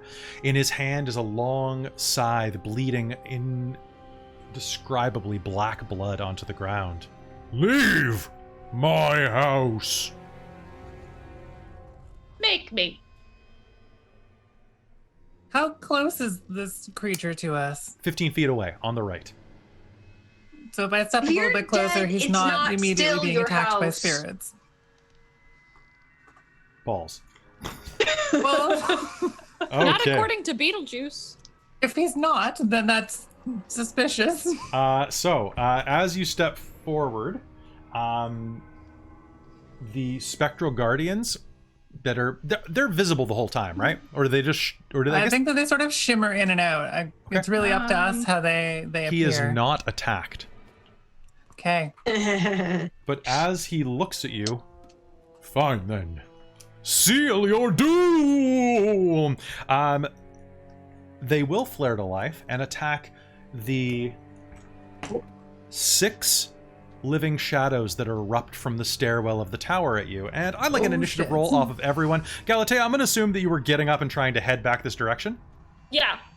In theory, you could probably climb the side of the house if you didn't want to run through it again. Yeah, I want to try.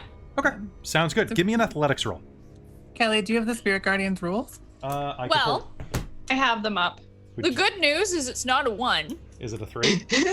Or It's 2. 6 plus 4, so we got a 10. Okay, so you'll be able to get there at the end of this round. Cool.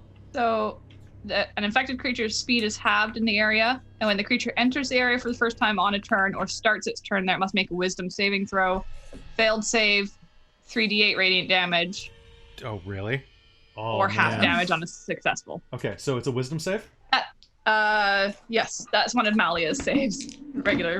Was one of her regular spells. Okay, So I said 6 of them. So that's going to be. Can you give me the damage, please? So roll me 3d8, and we'll just apply it uniformly across. And they are going on the same initiative. So everybody's initiative. I got 12 for damage. 12 for damage. Okay. So who has initiative above 20? 21. What'd you get, Corlin? 23. 23? Okay. Okay, and then Galatea is at 21. Who has above 15? I rolled a 20 and I was really excited until this moment, so.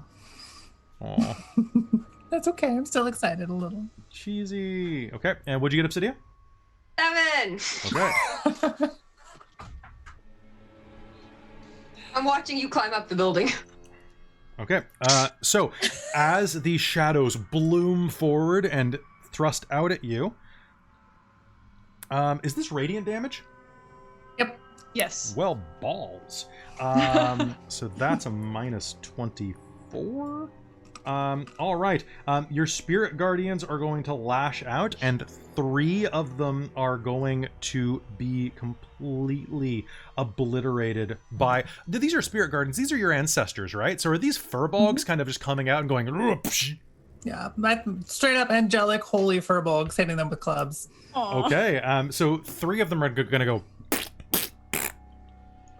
and they just are destroyed. Nice. Yep.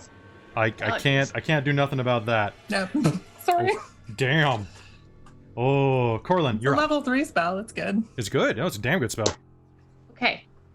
I am going to attack with my fist and my axe. Okay. Again. So 3 of them rush out at you. And I think I will, for now, at least focus it all on one. Let's see what I get. Sounds good. Okay, so that is going to be 24, 20, and 25 You could probably roll damage at this point. to hit. Balls. Okay, so that is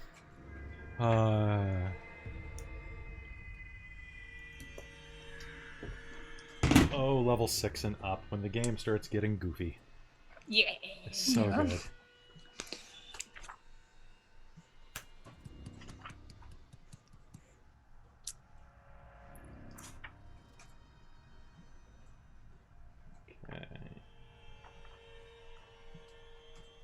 32 damage, most of which is radiant and or counts as Are magical. you you're focusing this on a single one?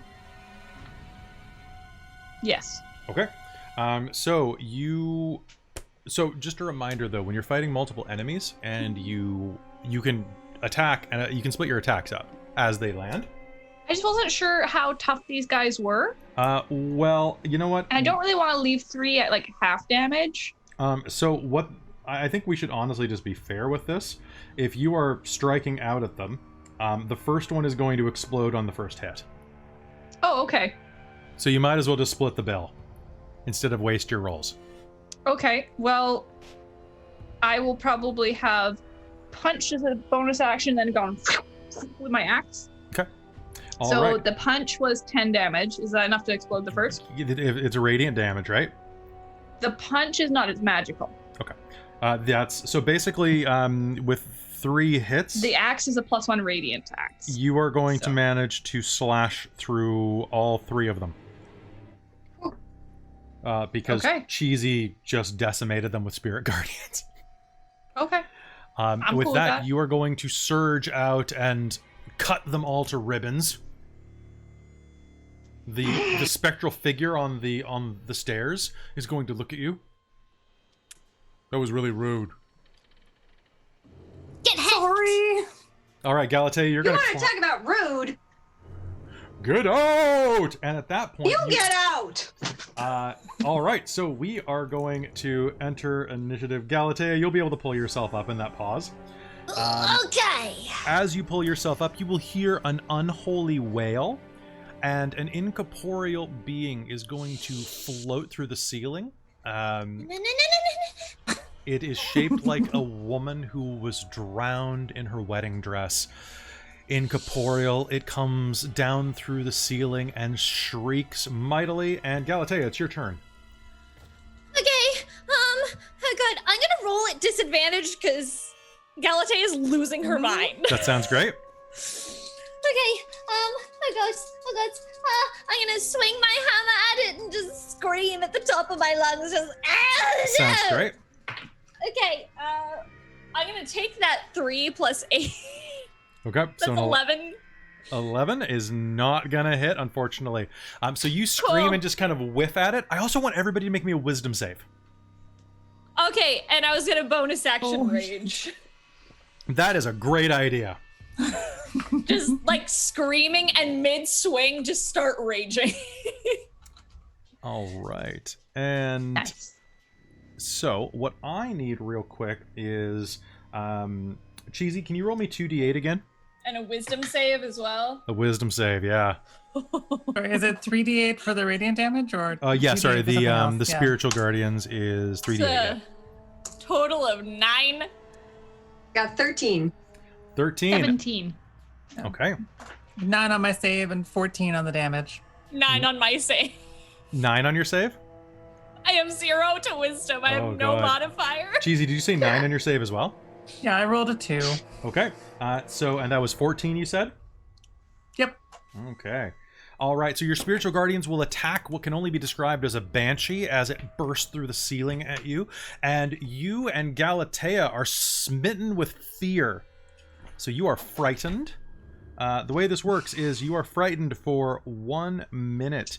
You can repeat the saving throw at the end of each turn with disadvantage if the banshee is within line of sight. Looking at this creature is so horrifying that you can't even. Those of you who succeeded are immune for the next 24 hours. So we're using the frightened Dress is condition so here. awful. It's in terrible fashion. All right. And someone in the chat just said they're the Elon Musk of bad ideas. I think that's already Elon Musk. It is. I mean, huh? What? At least it's Twitter. All right. So, Cheesy, you are frightened. That's going to sacrifice your turn. I'm right spooked. Yep. So, go ahead and make me that roll. You can give me Sorry, another which roll. one? You can make another will save or wisdom save because it's the end of your turn. Right. 13? 13 is a success. As a Galatea, Wait. you did you roll a disadvantage though? Because you can still see it. I did. Okay. So Thirteen is the Galatea, lowest. you For roll at wisdom? you'll roll at the end of your turn next time, Galatea, since this happened kind of at the end of your turn. Mm-hmm. All right. So Cheesy, you rolled a disadvantage, so you will break free, but that costs you your turn. Obsidia, what do you do?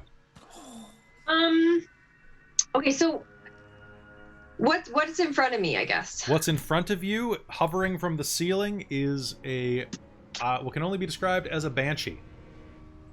Okay. Does it look corporeal? Like, can I hit it with things? It looks incorporeal, but you have magic weapons, don't you? Do I? Do you not? I thought you did.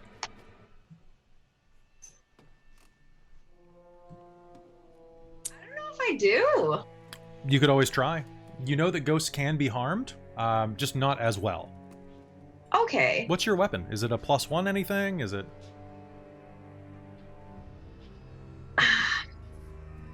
I think I've just got like regular weapons. I've got like a sword and a bow and a dagger. Okay. I've got a lot of cloaks though. That's true. You do have a lot of cloaks. We'll get you a magic weapon sometime. We'll get you a magic needle. Hey, is this thing across the room from me or like close to me? It's close. It's coming down from the ceiling. From you, it's about 15 feet, kind of hovering above the ground in front of the illusory merchant of murder. Like, can I use a bow and arrow? Yes, you can. All right, I would like to try that.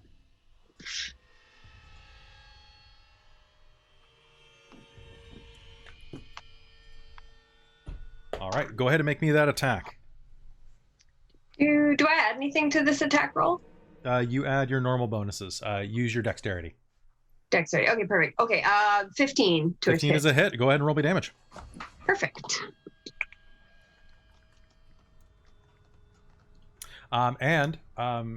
Tosh, this is a mechanic that's not listed in the core book because they just added it. If you spend your bonus action aiming to do this, you can use sneak attack on this. Oh, wow. Okay. That's really cool. Yeah, it's something they added in 2020. So that range Sneak rogues attack ups my damage, right? Yeah, it gives you an additional 3d6 at this level, if I'm not mistaken. I would like to do that because I rolled a fucking 2 damage. Yeah, let's not do that. Let's. A lot of the errata that they put out in January is just mwah. Yep, you do an additional 3d6 at this level. Okay.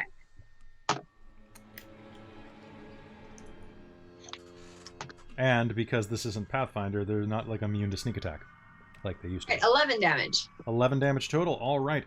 You fire one of your arrows, your tiny pixie arrows, into the face of this banshee. And what would have been a killing blow against a human sinks into the flesh and does some damage, pulling the ectoplasm and splattering it against the banister behind it.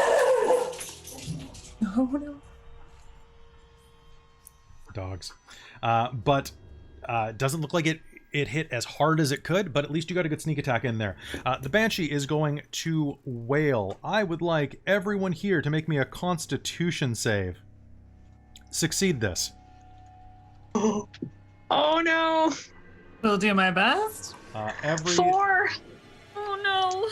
Okay, what's my mod? Hold on. 4. Okay. So my die did that thing where it hovered on an edge, Oh, about 11. to fall onto 1, and then shifted to 19. All right. It was this close to hitting 1. Okay. 11. This close. 7. 11. 11. Oh man. 22. 13. 13 is what you want. All right. Oh, Okay, no. so on a Sorry, Galatea. success, those of you who succeed to get a 13 or up, you're going to take 9 points of psychic damage. Ow, my brain. The rest of you, so Obsidia, this thing opens its mouth and unleashes an ungodly scream. You and Galatea are going to feel that fear, that primal terror rise up inside of you. And both of you drop to 0 hit points. What? Oh, shit. Yep. On a failure, the creature drops to 0 hit points. Oh, great! I love making death saving throws. It's my favorite. It's great. All right. Shit. Fuck this bitch. Oh. All right. So that is going to be that. Okay, top of the initiative, we have Corlin. Corlin, what do you do? This creature looms directly in front of you. 2 of your allies have fallen to the ground, seemingly from heart attacks. Okay. I am going to do let me just make sure I can do this right. Okay, I'm going to do my attack action, and then I'm going to do my bonus action. So I'm just going to split them up because otherwise it's way too many dice to keep track of. Okay. So attack action is 2 attacks with a battle axe. Sparkly, sparkly battle axe. Sounds good. Okay, so that is going to be 22 and 23 to hit. Okay, those are 2 hits. So that's...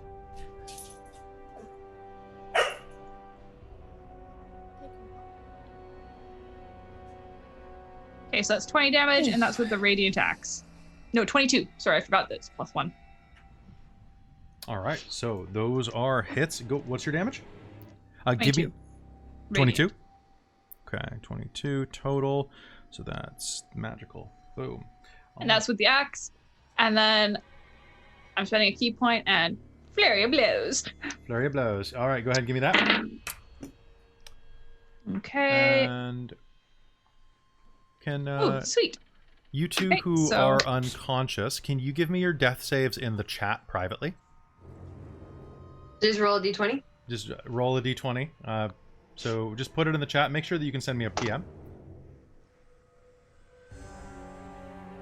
So that's 24 and 28 to hit on my 24 and 28. fists. And I rolled max, so that is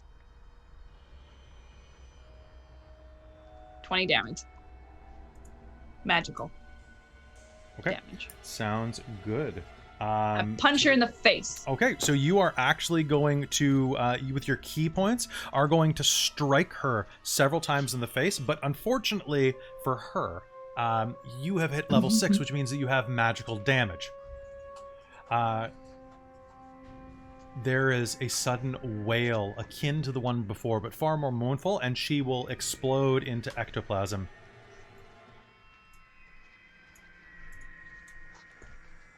Get that bitch. Oh gosh. I'm gonna go chase after the dude ghost. I'm gonna start healing. right. Okay, just one moment while I adjust something real quick.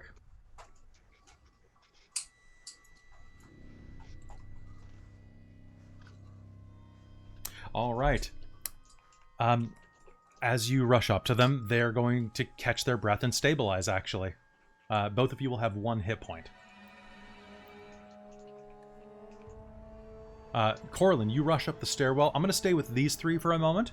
Yeah, that's fine. Okay. You two okay? I think so. It's like my eyes are darting around. As soon as Cheesy is leaning over me, I'm just gonna dart up and Cool. deck Go her ahead. in the nose. Go ahead. And Tasha, you can re-roll your Fair. attack with advantage. Okay. Ow, my nose. I kind of feel like Corlin should I got pose the on the same thing. stairs in her 23 to magical hit. girl outfit and be like, never fear, Corlin's here.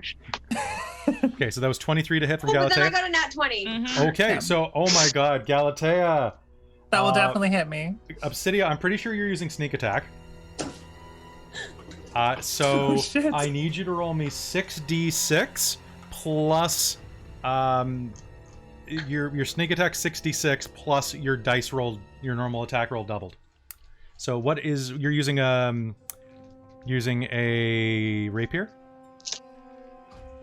Yeah, just So- no, a short sword. Short sword. So you're gonna be roll me 8d6 plus your dexterity as damage. Apes. Okay, Galatea, what is your damage here? Hold on. What's your damage? What's your Hang on, damage? I'm finding my D8. Oh fuck. You will immediately be able to make 11 damage. 11 damage. All right.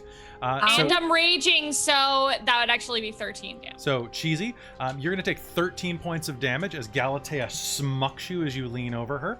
And as you're reeling in surprise, Obsidia is going to fly up and deal a stunning blow to your throat. Big math. That's bad. 30. Only 30. Okay. And you I added need- your I need to do dexterity math mod to that? now. Yes. Okay. So 30 points of damage. How much health do you have left? I think I'm very slightly in the negatives. Okay. Let me just see. So I'm at -3. here's the thing, though. You create. I gotta check one thing real quick. You go for I'm gonna scream out in terror and then probably stop screaming. Okay, you did choose them to be unaffected. It doesn't matter if they become your enemies. I was checking this because I thought there was a good I chose them chance, to be unaffected. Yep. but it would be hilarious if they attacked you and then you all three of you just collapsed. Just dead. Okay, Obsidia and Galatea, you will slash out at Cheesy, and she will scream and drop to the ground, bleeding profusely from her throat. I would like both of you to make me another charisma save, like you did in private chat.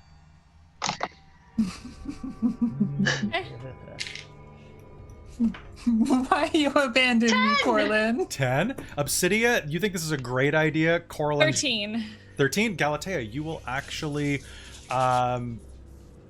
That's not enough, actually. But I don't. You're raging right now, aren't you? Doesn't that give you advantage on wisdom? No. Strength saving that's- throws. That's something Only else. strength. It's if I'm a It's specific. The indomitable. it's a ones. specific kind of barbarian. Okay. Corlin, as you're rushing up this winding stairwell, you will hear the sound of a scream behind you. Say, turn around and go back.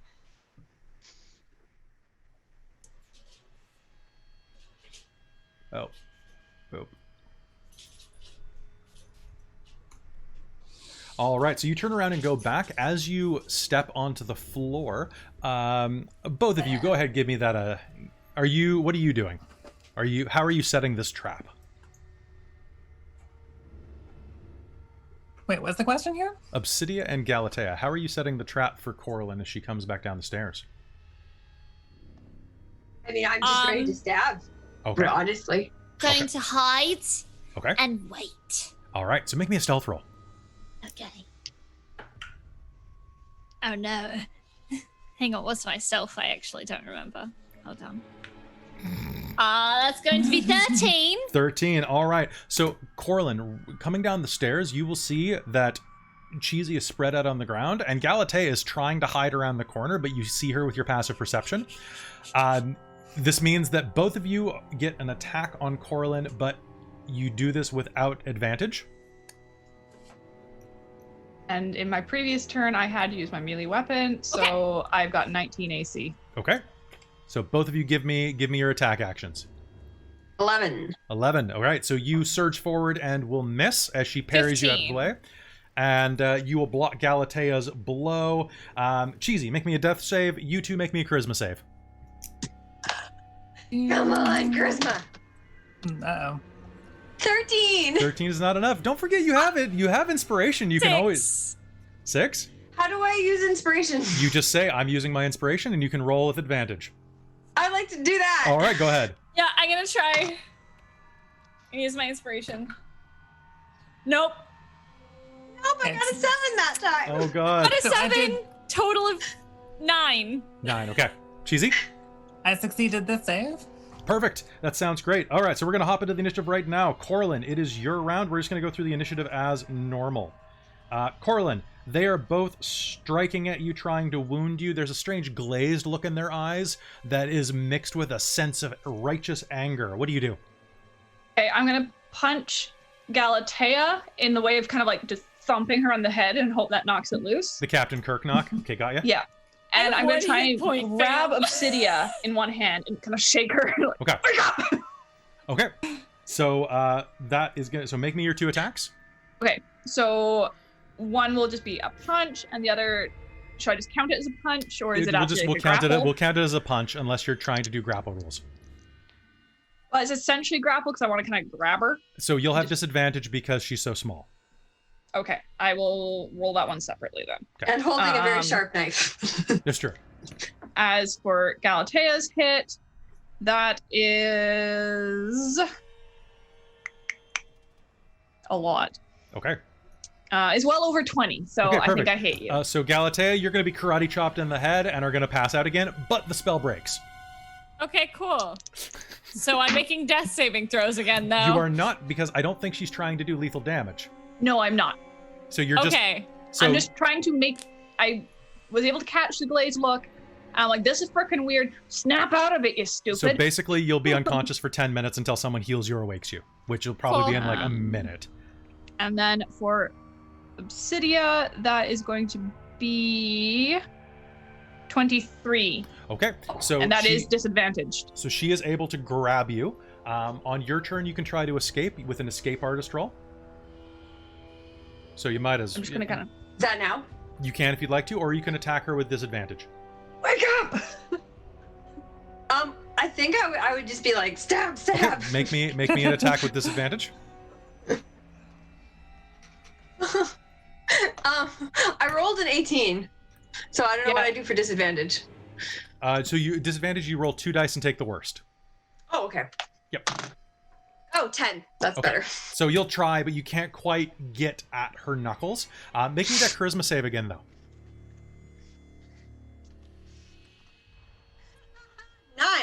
9. Oh, you just want to shake her. You want to get. All right. So she's still stabbing at you, Corlin. What do you do? Well, I guess I will do like what amounts to a punch on Obsidia, which is probably just flicking her with my fingertip. Like on the. Because I don't want to knock her out, like her head off her body. All So right. I'll just attack her. That sounds good. Go ahead. So you're gonna attack with technically with disadvantage because you're both grappled, right? But I'm holding her in my hand, like literally. Mm, I would all think right. that would give me advantage. You know what? Just roll straight. And by the way, thank you, Blue Mimic, for subscribing, and also congratulations That's on your 19 to hit. 19 to hit. All right, so I'm just gonna say that you can flick her unconscious with, and then she. All right, so it is you standing among a pile of your unconscious friends. Cheesy, make me a death save again. I succeed this one too. Got 13. 13. All right, great. Moving on up towards consciousness. So Corlin, This house what is do fucking you rocking do? us. I was really worried it wouldn't.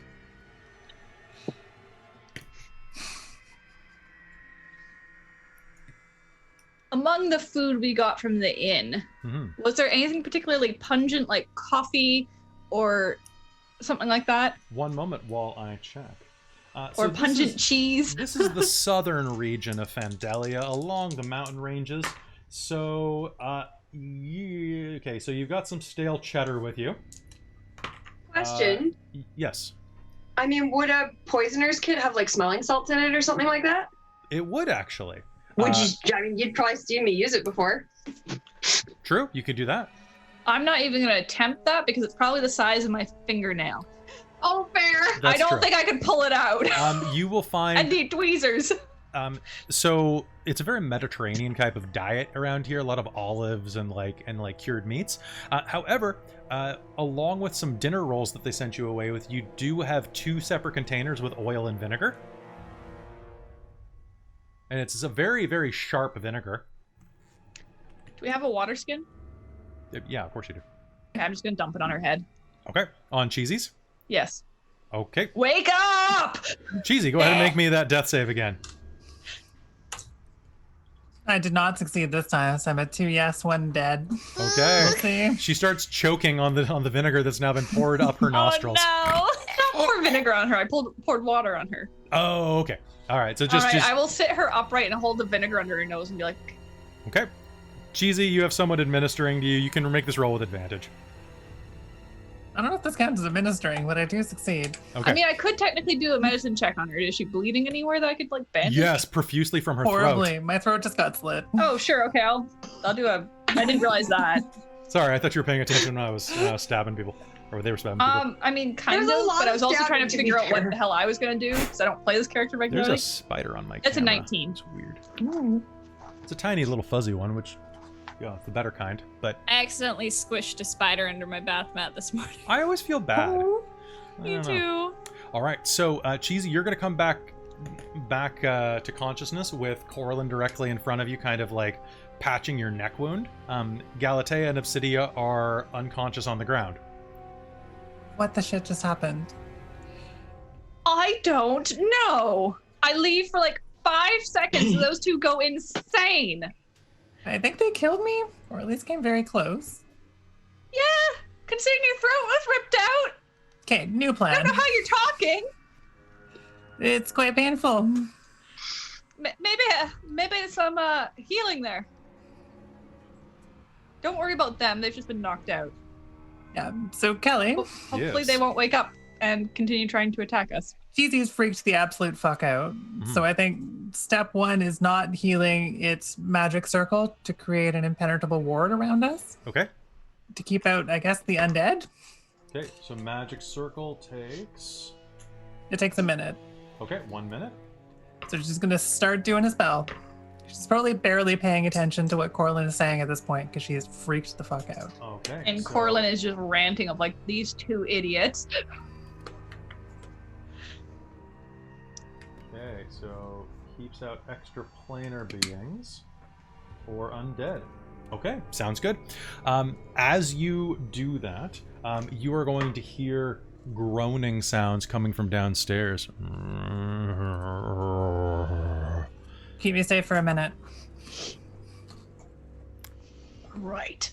All right. Corlin, as this is happening, you're going to see a host of skeletonized, putrefied corpses begin to shamble through the front doors. Some of them armed with armor and kitchen knives. Is there like anything like in this general area that I could throw down the stairs to make There's it hard for them to get up the stairs? There's a cartoonishly redundant credenza behind you. Sure. I'm gonna fling it down the stairs. Okay. I'm gonna fling any bit of furniture I can down the stairs to make it rough terrain. All right. Sounds good. You can just do that. These things aren't particularly agile. Wait, God damn it. Okay. All right. So it's going to take you about a minute to like just start doing that. They're going to be trying to climb over the broken furniture. The chandelier actually does slow them down. So good job, Galatea. I try and fling a chair in like one of them's face. Yes, you can. You can make me one attack, and then you should probably get back to the circle. Okay. That 20 with the chair. Okay, so you will WWE Bowling slam. for zombies. You will knock one of their heads clear off and out the front window. Yes. And it's going to topple down the stairs. You're going to hit it with a chair so hard that they can't see you for a full round. I'm going to take that opportunity to quickly pull out my little notebook that I probably keep somewhere on me and cross something off on the pages. To do kill a zombie. I totally have a list of things I want to do. Yeah. All right. Kill zombie with chair. Behind you, you can hear the magical energy building up as Cheesy completes her circle. I will go hide in the circle for now. Okay. As the circle flares up, Galatea and Obsidia, you are going to come back to consciousness. Are they inside the circle as well? Yeah, I I'll put it would've around dragged them them in too, just which is in a case. real exercise in trust right now. Okay. They are both going to flutter to consciousness. Corlin's going to be glaring at them. But So, do we remember what we did? Yes. It's hazy, and you weren't willingly doing it. What did? yeah, we did. Yeah. You almost killed me. I'm sorry. You guys are shit at hiding. I guess I now need to start a 10-minute spell, which is Prayer of Healing. So they just now have to sit here and think about what they did for 10 minutes while I chant about It spirits. wasn't and my things. fault. I tried. I was scared and just This listen. house is awful. This house sucks. Ritual. They suck. All right. So, Cheesy, I was opposed to coming here. as you are casting this ritual, you are going to see the shambling undead, of which there are 10 of them, that move forward and start banging on the edge of the circle. Oh, how does this work? Can we shoot out of it? That's a good question. Let's Probably, actually. Because I've got a longbow. Yeah, you all have ranged weapons, I'm pretty sure. Mhm. And it's also my Kensai weapon, so it's still magical. The creature can't willingly enter it by any non-magical means.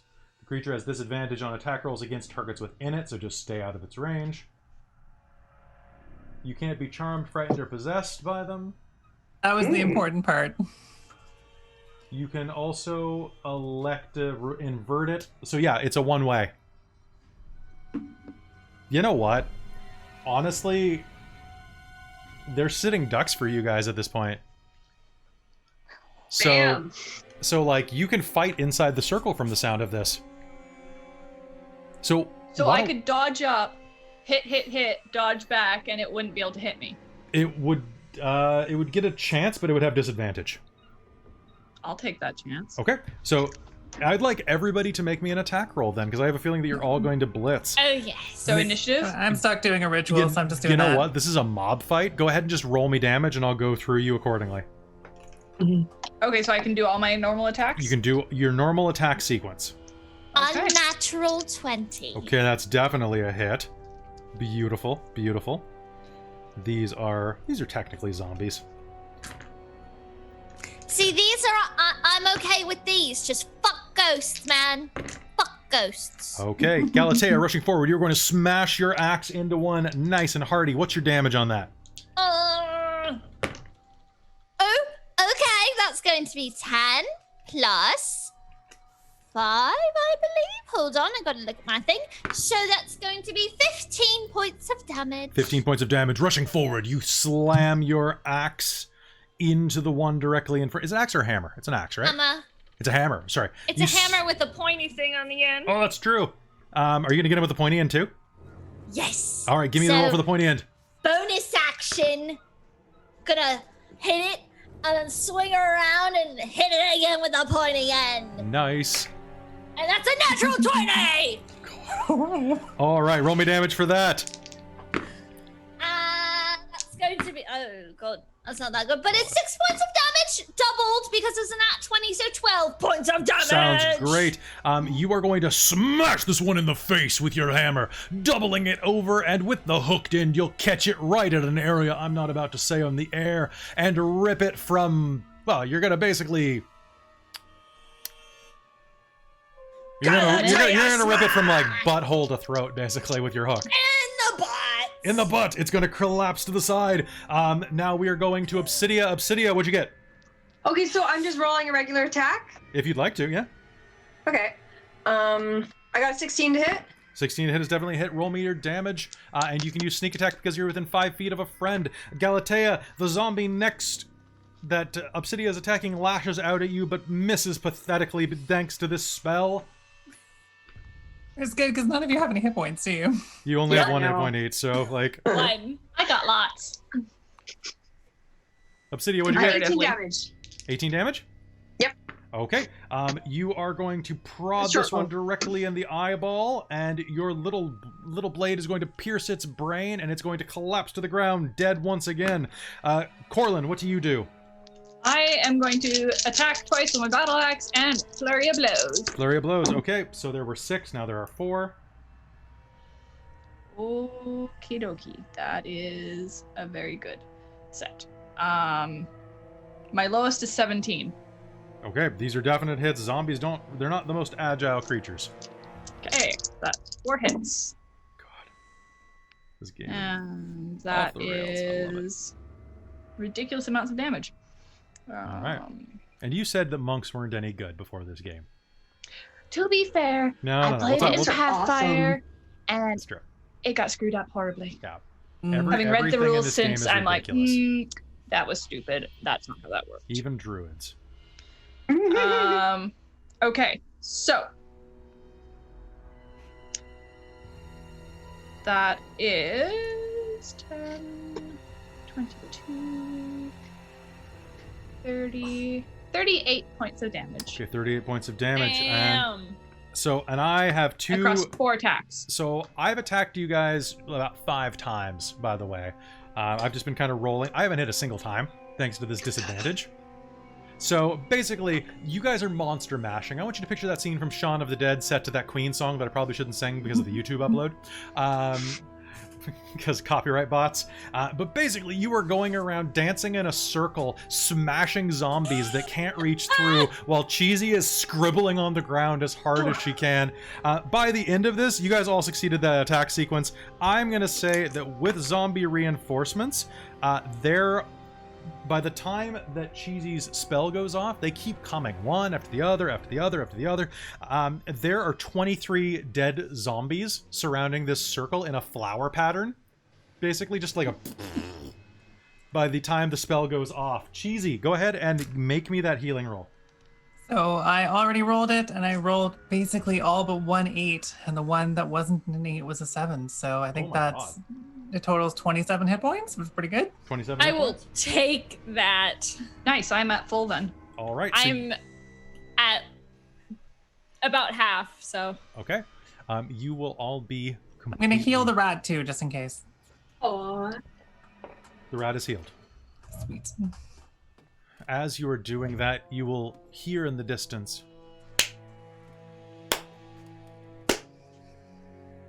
Well, looks like you guys are pretty good fighters.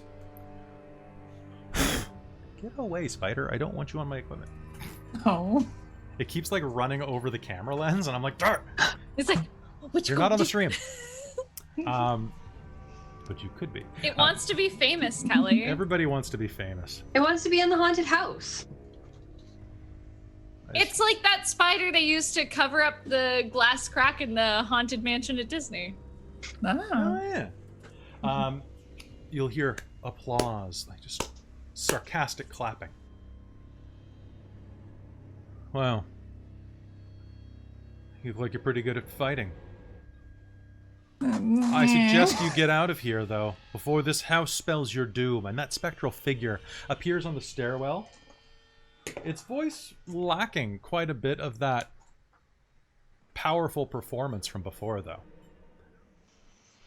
Insight check. Oh, please, incite me. Maybe Yeah, you should get out of same. here before we spell your doom. Ooh. Nat 20 insight. So, looking... 15. 26. The person who... This is... Looking at this and looking at the remainder of the area around here, and the fact that your spiritual guardians didn't attack this person, you're pretty sure that this is an illusion spell. Yeah, that part you kind of guessed. Looking at this person, you imagine they're also fairly tired, but the accent's changed. It's not quite so pompous anymore. It's now just kind of a flat, kind of neutral Fandelian drawl. This is your last chance. Get out of here before your doom befalls you like it did to Investigations Unlimited. You kind of sound like a twat. Wait, hang on. I got this. Hey, Kelly. Sound like a... Yeah. Thaumaturgy. You kind of sound like a twat. Yes! Make me a intimidation or persuasion roll, I guess. If you want to persuade them that they're like that with advantage, please. Okay. God damn it. Persuasion. Oh, it's alright. 17. 17. I kept reading the wrong line. Oh, come on. I do not. I mean, how dare you speak to the murderous... You don't have to keep it up, hon. Just come out. Just drop the spell. Just come out. Come Yeah. talk to us. Like, Just I tell think we us figured it out. the game is up. All right. There will be... Sorry, I just got to... Damn it. He just keeps going up and down He's on like, a web, "What and I'm you like, mean?" what are you even doing, bro? One second. Cool adventures. It's spider encounter. Wait, I think I may have misread something too. Hang on. All right. Kevin? All right. No, never mind. There will be a... Yeah, no, he failed. There will be a shuffling sound from up the stairwell. Oh. And a man dressed in an executioner's hood will slowly walk down the stairwell. A fairly largely built man. Much more broad-shouldered than the merchant was. The murderous merchant. And he comes down. Look, this place isn't safe. You should probably get out of here. You're not safe. You see this shit? We're fine. Fine. If you get out of here, we'll split the pay with you. Okay, What that's pay? really fun. Okay. Is that a... Was that yes or no? What? Hey. So, where are the rest of you? Around. But you're not going to want to mess with the rest of us. Okay, I'm really, really scared. Yeah, I'm so scared. Oh, you will be. I think you better explain a bit more. I'm just gonna start booping us, starting with myself with some more cure wounds here. Come here. The man's going to reach up and pull the executioner's hood off, and you'll see that he's a rather tall, well-built blonde human with kind of an orangish scarf around his neck. Fine. I'm Friedrich from Investigations Unlimited. Mm-hmm. This Why house are has you doing treasure this? in it. Yeah. Also, fucking banshee apparently, and zombies. So whoop-de fucking do. No, I think that was their fault. That was us. Yeah, that tracks. So you intentionally summoned the banshee It's under our control. We're fine. under your control. You're really. You summoned a banshee? Sort of. So, wait, you're here looking for treasure and driving anyone else out? Yeah. Did you kill the other party that came in here? They Or are the are other you party. the other party? Oh, yeah, no, never mind. Yeah. So we're trying to get paid for treasure hunting. Why not double dip? It's a rough economy. But wait, Your why? rough economy. What was dangerous in here when you first got in here? Black mold in the basement, probably. Oh. Are you Asbestos? fucking kidding me? Hmm. Look. Can I kill him? Like, Okay. full stop. Can I kill him? Let's slow down a little bit. I would So- like to rage. Pissed. Hang on. I want to try to calm Galatea down for a moment first, if we can. Just Okay. My pause nostrils for are 1 flaring. second before any of this stuff happens.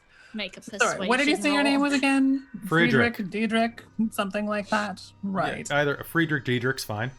And you summoned a banshee that you promise you control, and you just tried to kill us, and you expect us to work with you. What kind of cut are you planning to give us here? What's fair?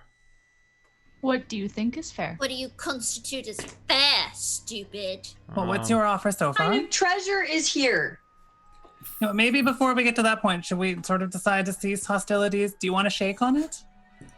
I'll meet you at the edge of the circle here. Well, I mean, it's just a magic circle, right? I can pass through that. I'm not undead. That's true, although, yes. I'll bump on it. We can bump on it, inflict wounds. Okay. This guy. Fuck this guy. All right. So roll me inflict wounds. I'm doing it at level 3. Oh god, I love you, Alexa. Sorry. We're not good people. that's fine. Cheesy. Oh, cheesy. The best. That's fantastic. I am doing 5d10 necrotic damage. Holy crap. Oh, bless inflict. I love that spell. Me too. Oh my gosh. I'm not rolling as high as I could be. I think that's 32? Oh my god. Okay, 1 sec. He's gonna bump and then is going to immediately just faint. Jinkies! Nice. Idiot. She's just gonna start saying a shitload of curse words at him and shaking him and screaming in firbolg. Slam, slam, slam, slam, slam, slam, slam, slam. You are going to hear someone upstairs go, a very high-pitched feminine voice go, "Oh, let's get out of here." I would like to rage and I'm gonna I am chase going it to down. roar and intimidate. Okay. So go ahead and make me that intimidation roll, and you're going to rage up the stairs. And I'm going to spend my inspiration on this one, Okay. because I have not yet spent it. All right, so that is 23. 23. All right, that is 2 fails from me. Galatea, you're going to rush up the stairs, and it's about 6 floors worth of stairwell to go up there. You are going to make it up there, and I'd like everyone to roll me initiative and toss it in the chat just so that I can calculate it real quick. As you scream that, intimidate, you're going to hear 2 shrieks from outside, and 2 people are going to fall from where they were trying to rappel down the tower. And you'll hear 2 splats when they hit the ground. Oh no. Okay. So that is an initiative 10, 23. Okay. What's my initiative bonus on this? Because you guys should know this is coming.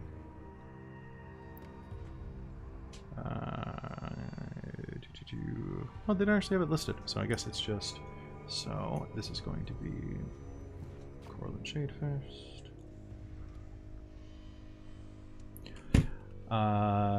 Then there's going to be Galatea, because my brain died for a second, sorry about that. And then it's going to be Obsidia, and then Cheesy. All right, so 2 people are going to tumble down onto the ground. You're going to see them hit and just fall unconscious as soon as they hit the ground. One of them is an incredibly attractive red-headed elf in a purple tunic with a green scarf around her neck. The other is a rather homely spectacled dwarf in an orange top and skirt. They're both going to fall to the ground with a clunk. Yes. Actually, they're going to... Tower. They're going to fall into that grave that was full of zombies that just is now a pit. Yeah, that's unfortunate for them. So that's going to happen. Galatea, rushing up, you will find at the top of this tower... are the rest of you following? Sure. Yeah. Okay. You will find that there's a large circular space of about 60 feet wide. It looks like an old observatory that was set up there. And as you reach the top, you'll see that it looks like they've been living here for a couple of weeks, using it as a base of operations, setting up for all of their traps and things like that. You'll see that along the workbenches there are a number of different traps and triggering mechanisms and paint cans and like smoke pellets, and it looks like some scrolls and things like that.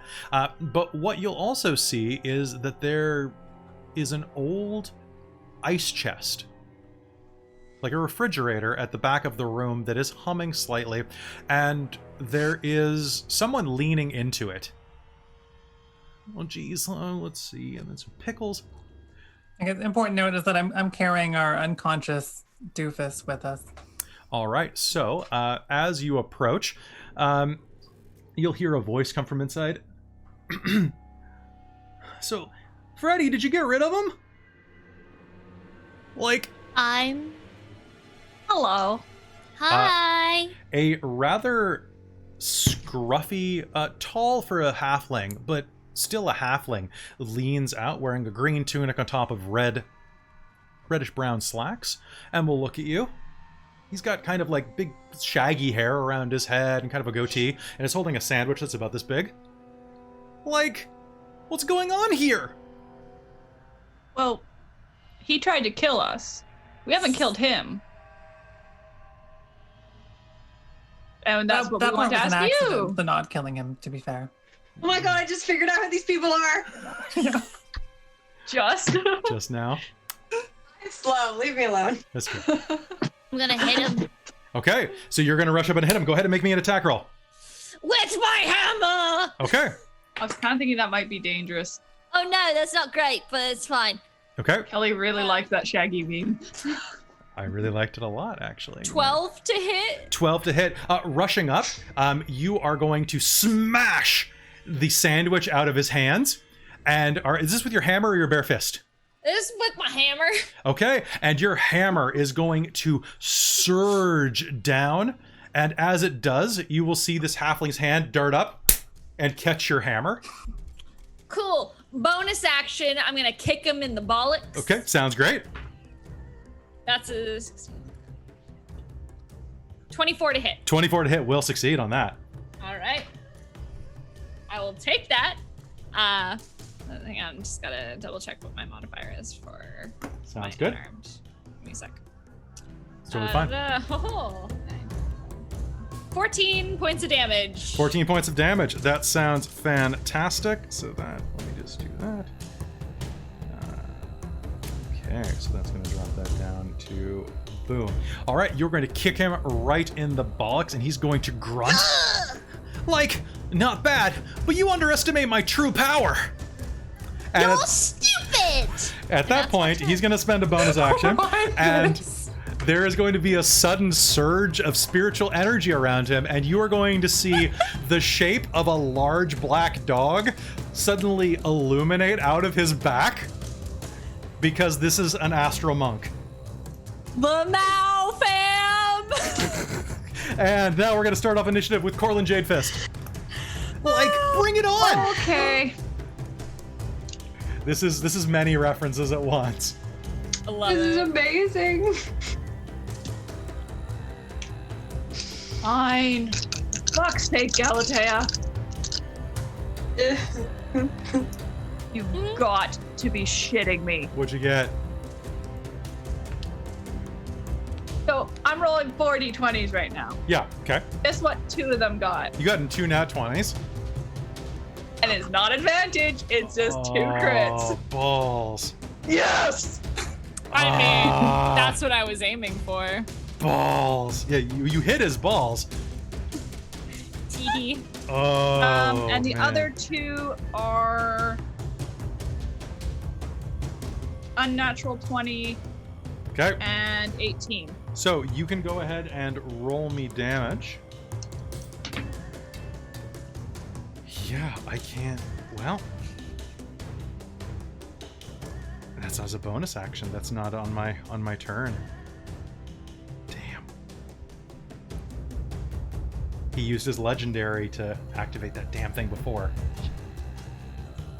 Okay, so that's 35 from the Radiant Axe. Holy shit, that was double nat 20s on my Radiant Axe. What the fuck happens with that? It's crit. It's crit, but It's it just 2 crits. Do both me and the rat like re-go through the whole like magical girl cycle? yeah. But you know what? Yeah, roll me damage and then we'll talk. Okay, that was the damage for that one. So the damage Damn. for the 5th is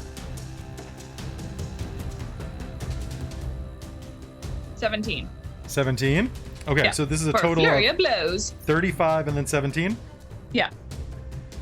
Okay, I am. I am also a monk. Oh my god, this is grotesque. So.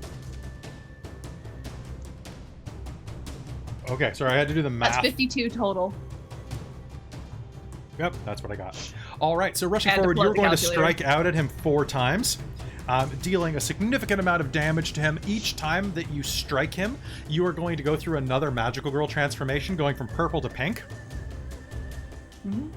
So just crit magical girl transform. Ooh, magical girl transform. Magical. Your turn takes like 2 hours to do. At this point, it's his turn. Well, crap. I'm going to give his first attack disadvantage. So Galatea, you're going to take his first one, Okay. which turned the nat 20 into an 18. So that's good. That hits. But it's not a crit, and that's important. Okay. Okay, so the first hit is I going. keep forgetting about all my other key point things I can do. You are in rage right now, right? Yeah, so So it'll. you're going to take 4 points of bludgeoning damage Okay. after it's reduced by your rage. And then he gets his second attack, which he's going to give to Corlin. Corlin, that is a hit. You are going to take 12 points of damage. Okay. And then the black dog silhouetted behind him is going to reach its arms up. Jinkies! And start just punching as fast as it can. So I'm going to do 3 attacks. 2 So of my which are... AC's at 19 at this point. Okay. 19. I'm at 1 hit. And 2 hits. All right. Not crits, though, which is pretty great. That is going to be plus 4. 20 points of bludgeoning damage. Okay. And I am going to activate Patient Defense. All right. And it is Galatea's turn for reals. All right. So this D-bag is pissing me off. I'm gonna come back in with another swing from Galatea's Hammer of Piercing. Okay. And I'm going to go straight for his kneecaps. Sounds good. Okay, 12. Unnatural 20. That's going to be a hit. All right, where's my D10? Where are you? Hello. I put it down somewhere. I found my D10. Where did I put my D10? Where the fuck I genuinely have no idea where that went. That's fine. Okay, then 13 points of damage for that hit. Okay, sounds good. And give him the claw. All right. On my next one, I'm going to Go straight for the back of his knees. Oh, no, not the back of his knee. All right. 23 to hit. That's a hit. All right. I had dropped a dice somewhere and I have no idea where it went. Hopefully it wasn't a D4 because you'll notice later. No, it wasn't. That's 8. 13 points of damage. 13 points of damage. Also, I found my D10. Oh, good. All right, 13 points of damage. So you are going to slam your hammer in and hook the back of his knee. I'm going to spend a legendary to take a free attack against you for that. Damn, okay. Okay. That's going to be a hit. God damn it. I need you to make me a Constitution save, please. Okay. I believe it is anyway. Oh, no. Okay, that's going to be 10. 10? All right. Total. He's going to take a deep breath in as you sweep his leg and is going to spin and kick you in the stomach with the other one. Okay. And I just got to grab the rule for it because I never play monks. Nope. Where is it? Stunning Strike. Stunning strike. 1 key point. Constitution save. So you're stunned till the end of your next turn. Okay. Do I take damage as well? Yeah, I should. He's a legendary monster, so you should. You're going to take 8 points of damage. By the way, I just realized something. Is that halved? It is not, and neither was the last one because these are magical attacks. Okay. I just looked down and realized that, so technically, just subtract 12, and that'll cover last round too. Okay. So you took 8 last round, you took 8 this round, basically. So take another 4 damage. Just take another 4 damage from last round. That was my bad, I apologize. As all you good. have the air knocked out of you by this kick, and he's going to stand up and crack his neck. But he is definitely looking bloodied, I am going to say. Damn. Okay. Obsidia, it is your turn. What do you do? First of all, is that another cat, Hayden? Yeah, no, that's probably Apollo. Okay. We have 2 cats. I would like to, I don't know, shoot some arrows at this guy, probably? Oh, yes, please. Yeah. All right. 12 to hit? 12 to hit, you say? Okay, one moment, please. Oh, no. Let's see. Where is that? Deflect missiles. 1d10 plus my dex mod. Yep. All right, Obsidia. You shoot an arrow. He's going to catch it midair and throw it back at you. Damn it. So I can do... What is the damage on that? On an arrow? Yep, on your arrows. 1d6. 1d6. All right, you fire it. He is going to catch it between his fingers, and you are going to take 7 points of piercing damage as it slams into you. Can I half that with my Uncanny Dodge? Yes, you can. Okay. So would that be 3 or 4? So it rounds down, so 3. Okay. All right, congratulations. Rule number 1 about monks: don't shoot at them. It's a learning Yep. experience. I mean, I think you guys have seen Corlin do this. But who knows that he can do this, right? So that's good role playing. Yeah. All right, Obsidia, that was your round. Cheesy, what do you do? I think Galatea is going to die horribly if I don't boop her and try to heal her. So I'm going to do that. Okay. So rushing forward, you drop the heals. I'm just doing a cure wounds at level 2, so it's 2d8 plus my spellcasting ability modifier. Which is 15. 15. All right, you'll gain 15 hit I points. will happily take that. So you're at -1. That's not bad. All right, Corlin, it is the new round. It is your turn. Oh, actually, sorry. Cheesy, you did an action, so... I did. I might be getting zonked.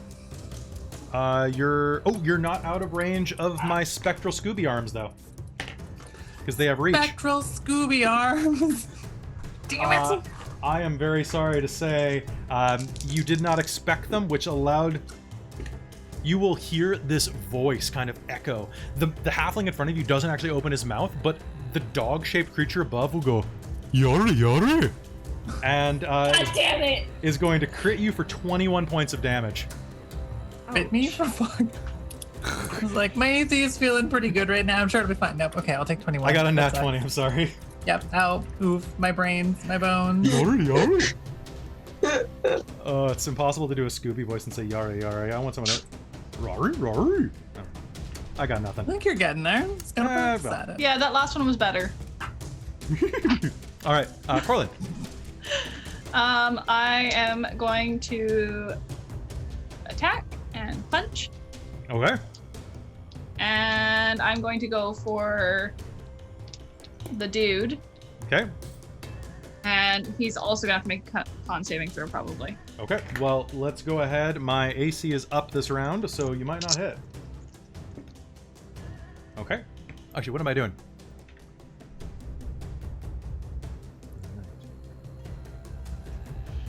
Okay, so that is 24, 25, and 26. Okay. I add 7, okay? Everything above 20 hits, so yeah. Okay, so con saving throw, please. I got a 21. Okay, so you succeed then. Stunning Fist? Yeah. Yeah. If you stunned him, you could all basically just do the all-out attack from Persona. So, Yeah. at a certain level, you don't even have to attack. Oh, God.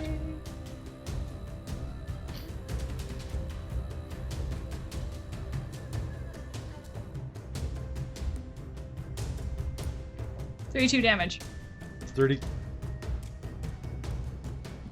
2 with the radiant axe, 1 with my fist. 32. Yes.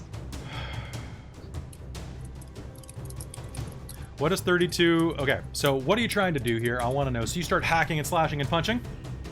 Yeah, so basically, I'm gonna bring the axe around, punch, and then probably pull back and bring the axe back. All right, and as you bring the axe back, Or no, I'm two-handed axing, sorry, and then I'm headbutting. okay. So I am going to use my last legendary as a reaction to that one. So just one moment. And my AC is 19. AC is 19. All right, I'm going to crank. Basically, during combat, my AC is almost always gonna be 19. Okay. So as you slash into him, and as you surge forward with the headbutt, he's going to surge forward with a headbutt of his own. You are going to take 14 points of bludgeoning damage to the face. Oh shit. But your headbutt is going to collide with him, and you're going to hear zoinks, and he's going to collapse to the ground. He got All his. right. All right, and with that, Galatea, you come back to your senses, All right. and it's your turn. What do you do? Actually, it's every. I'm pissed. So. I'm going in. All right, he's unconscious on the floor. I'm going for his face. Okay, you're just gonna I'm smash probably him. going- Whap him. Ow. Should we all fucking just all Well, out We should decide what we're gonna do with these meddling kids. murder them? My rat is probably Sorry, looking at Joey. you absolutely horrified. Do we need to? We could just tie them up and like put them on a log. I'm hitting him in the face either way. That does seem fair. All right. So, Ow. all right. So you beat them up and tie them up and present them to the town. We find ourselves later outside of the haunted house, and you are standing there next to Honeywell and Don Brigadaccio. Wait, I still wanted to search for the treasure. That Yeah? does sound good. Treasure is nice. We would at least give a look before. A quick Giving up. investigation. See if they have any notes on it. Oh, God. All right. So before that happens, then, as you're looking around the house, you're going to all make me an investigation check. Can I keep that nat 20? Yes, I yes, just you can. rolled? Cool. I'll take Nat it. 20. Nat 20. Show me some treasure, baby. 15. All right. So you are all going to you tie them up, you gather them up, tie them up, and kind of lock them away in a nice safe place. Following their notes and looking around where they are, you will see that the tower stairwell actually has a hidden release lever. Reaching into a gargoyle's mouth that kind of is perched on one of the landings, you push the tongue down, depressing the cellar door that drops out, and you follow it down into the basement, where you see that the basement is aligned with all manner of furs and riches and probably several thousand gold pieces worth of things. And as you approach, you'll hear a voice say, "Daddy, people are here." Is that so? And someone will lean forward, and you'll see that a fairly well-polished skeleton with a monocle is going to lean out from an armchair. Hello? Oh, Hello. How can I help you? the child is skeleton too? Yes, she's playing in front of a fireplace that is issuing kind of black light out of it. I'm really confused. I think maybe we're good. Are you the ones who took care of those meddling kids? Yes. Is this your house? Yes. It's a pleasure to meet you. He'll stand up and brush off his dusty clothes. Are you the one who murdered all those people in the story? Are you the one who made hamburgers out of people? It's disgusting. My name is Malufinius Mildor.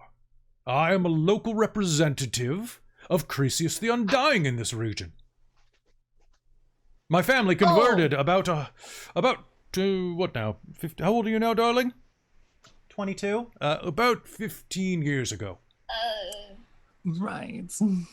Unfortunately, we mummy rot came through one of my shipments. So the only real way to survive it, he was a particularly virulent strain, was to Do the thing. dispose of our mortal coils. So I see. the town thinks this place now belongs to them and they're having to pay tax on it, yada yada. No. Yeah, So they they're really having want to tear this tax. place down. Oh, And there's some D-bag who wants to turn it into an amusement park. So So really? can we you might want to make it clarify, clear that you're still here and you still own it. were you murdering Yeah. people or not? I mean, I was releasing them from the mortal coil, but as a Oh, card-carrying member of the Church of Crisius the Undying, all hail be to the Lich Lord. Oh, It was that Chris- makes it yeah. so clear. it was all contractual death. Murder is usually not a requested, more of a So pleasant these release. people requested to die. I am going to ask him if he recognizes the elf chick's name. It was consensual. Is I'm trying to establish. Yes, I'm a middleman. I Yeah, that's do how trade Crisius in- works. Okay. Okay. Yes, I took their bodies and shipped them back to the Deadlands. So are you still allowed to own property as a skeleton? In this town, do they have any rules against that? I suppose they probably do. Heavens, I'd hate Seems to like escape. something that's got to be sorted out. You know what they say, there's only two things that are sure in life. Death and taxes. Yeah. I I've always- imagine that they would write it into the rules if it meant that you'd continue paying your own taxes.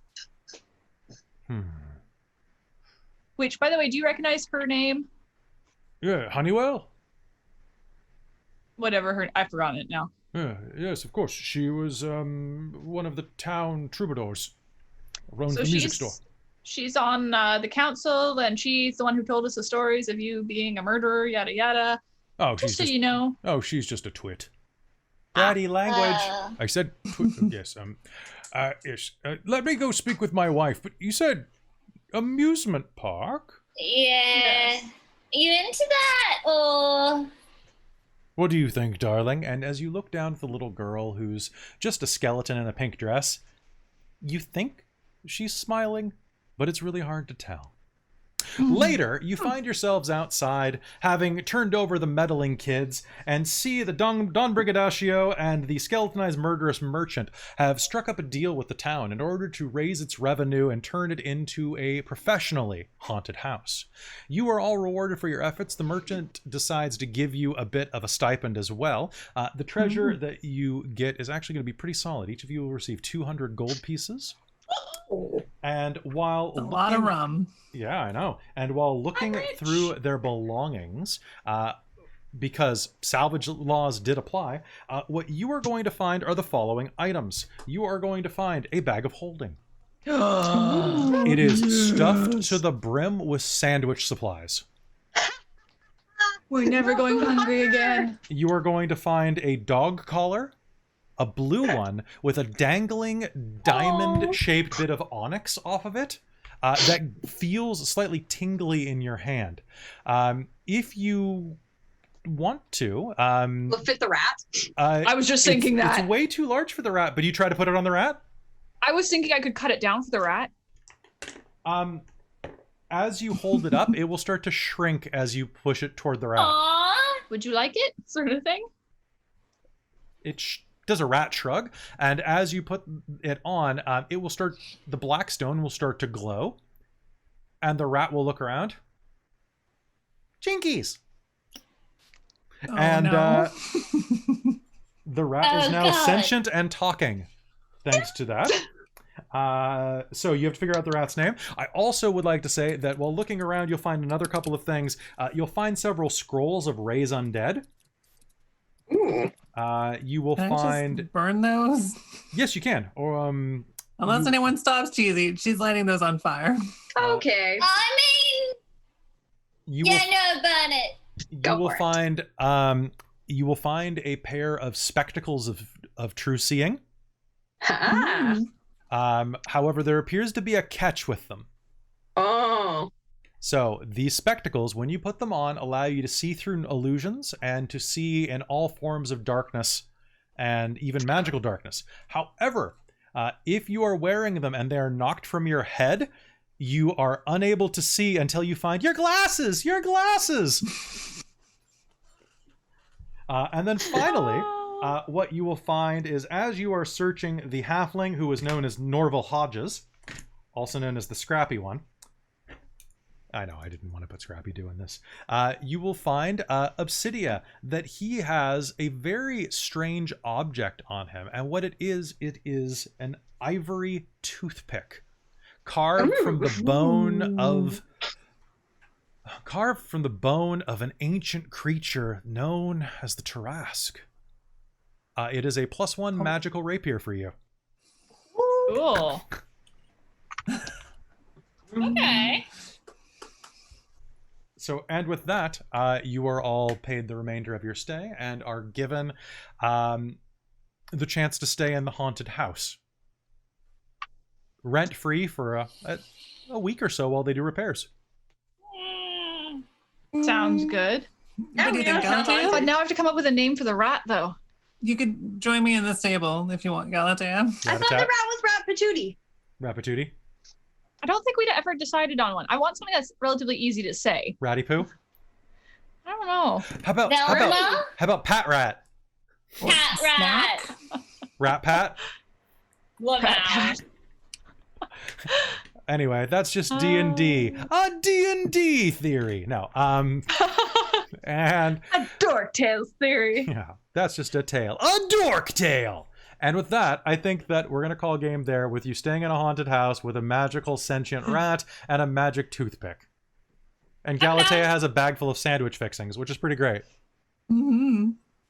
I'm just handing all the cheese to Cheesy.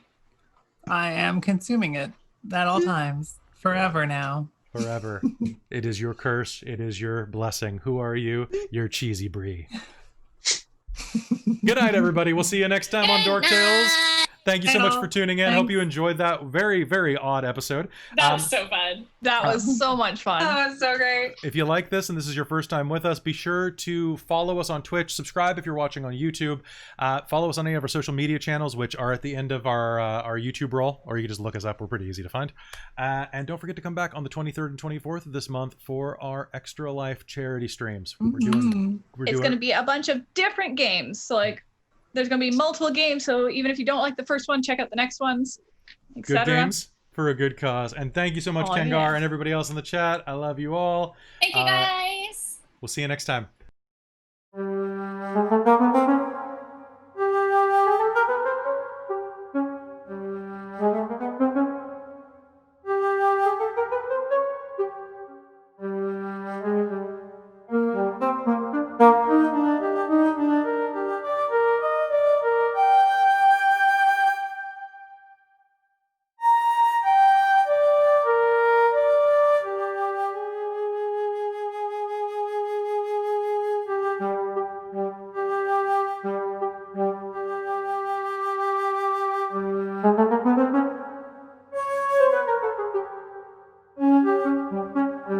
Thank you.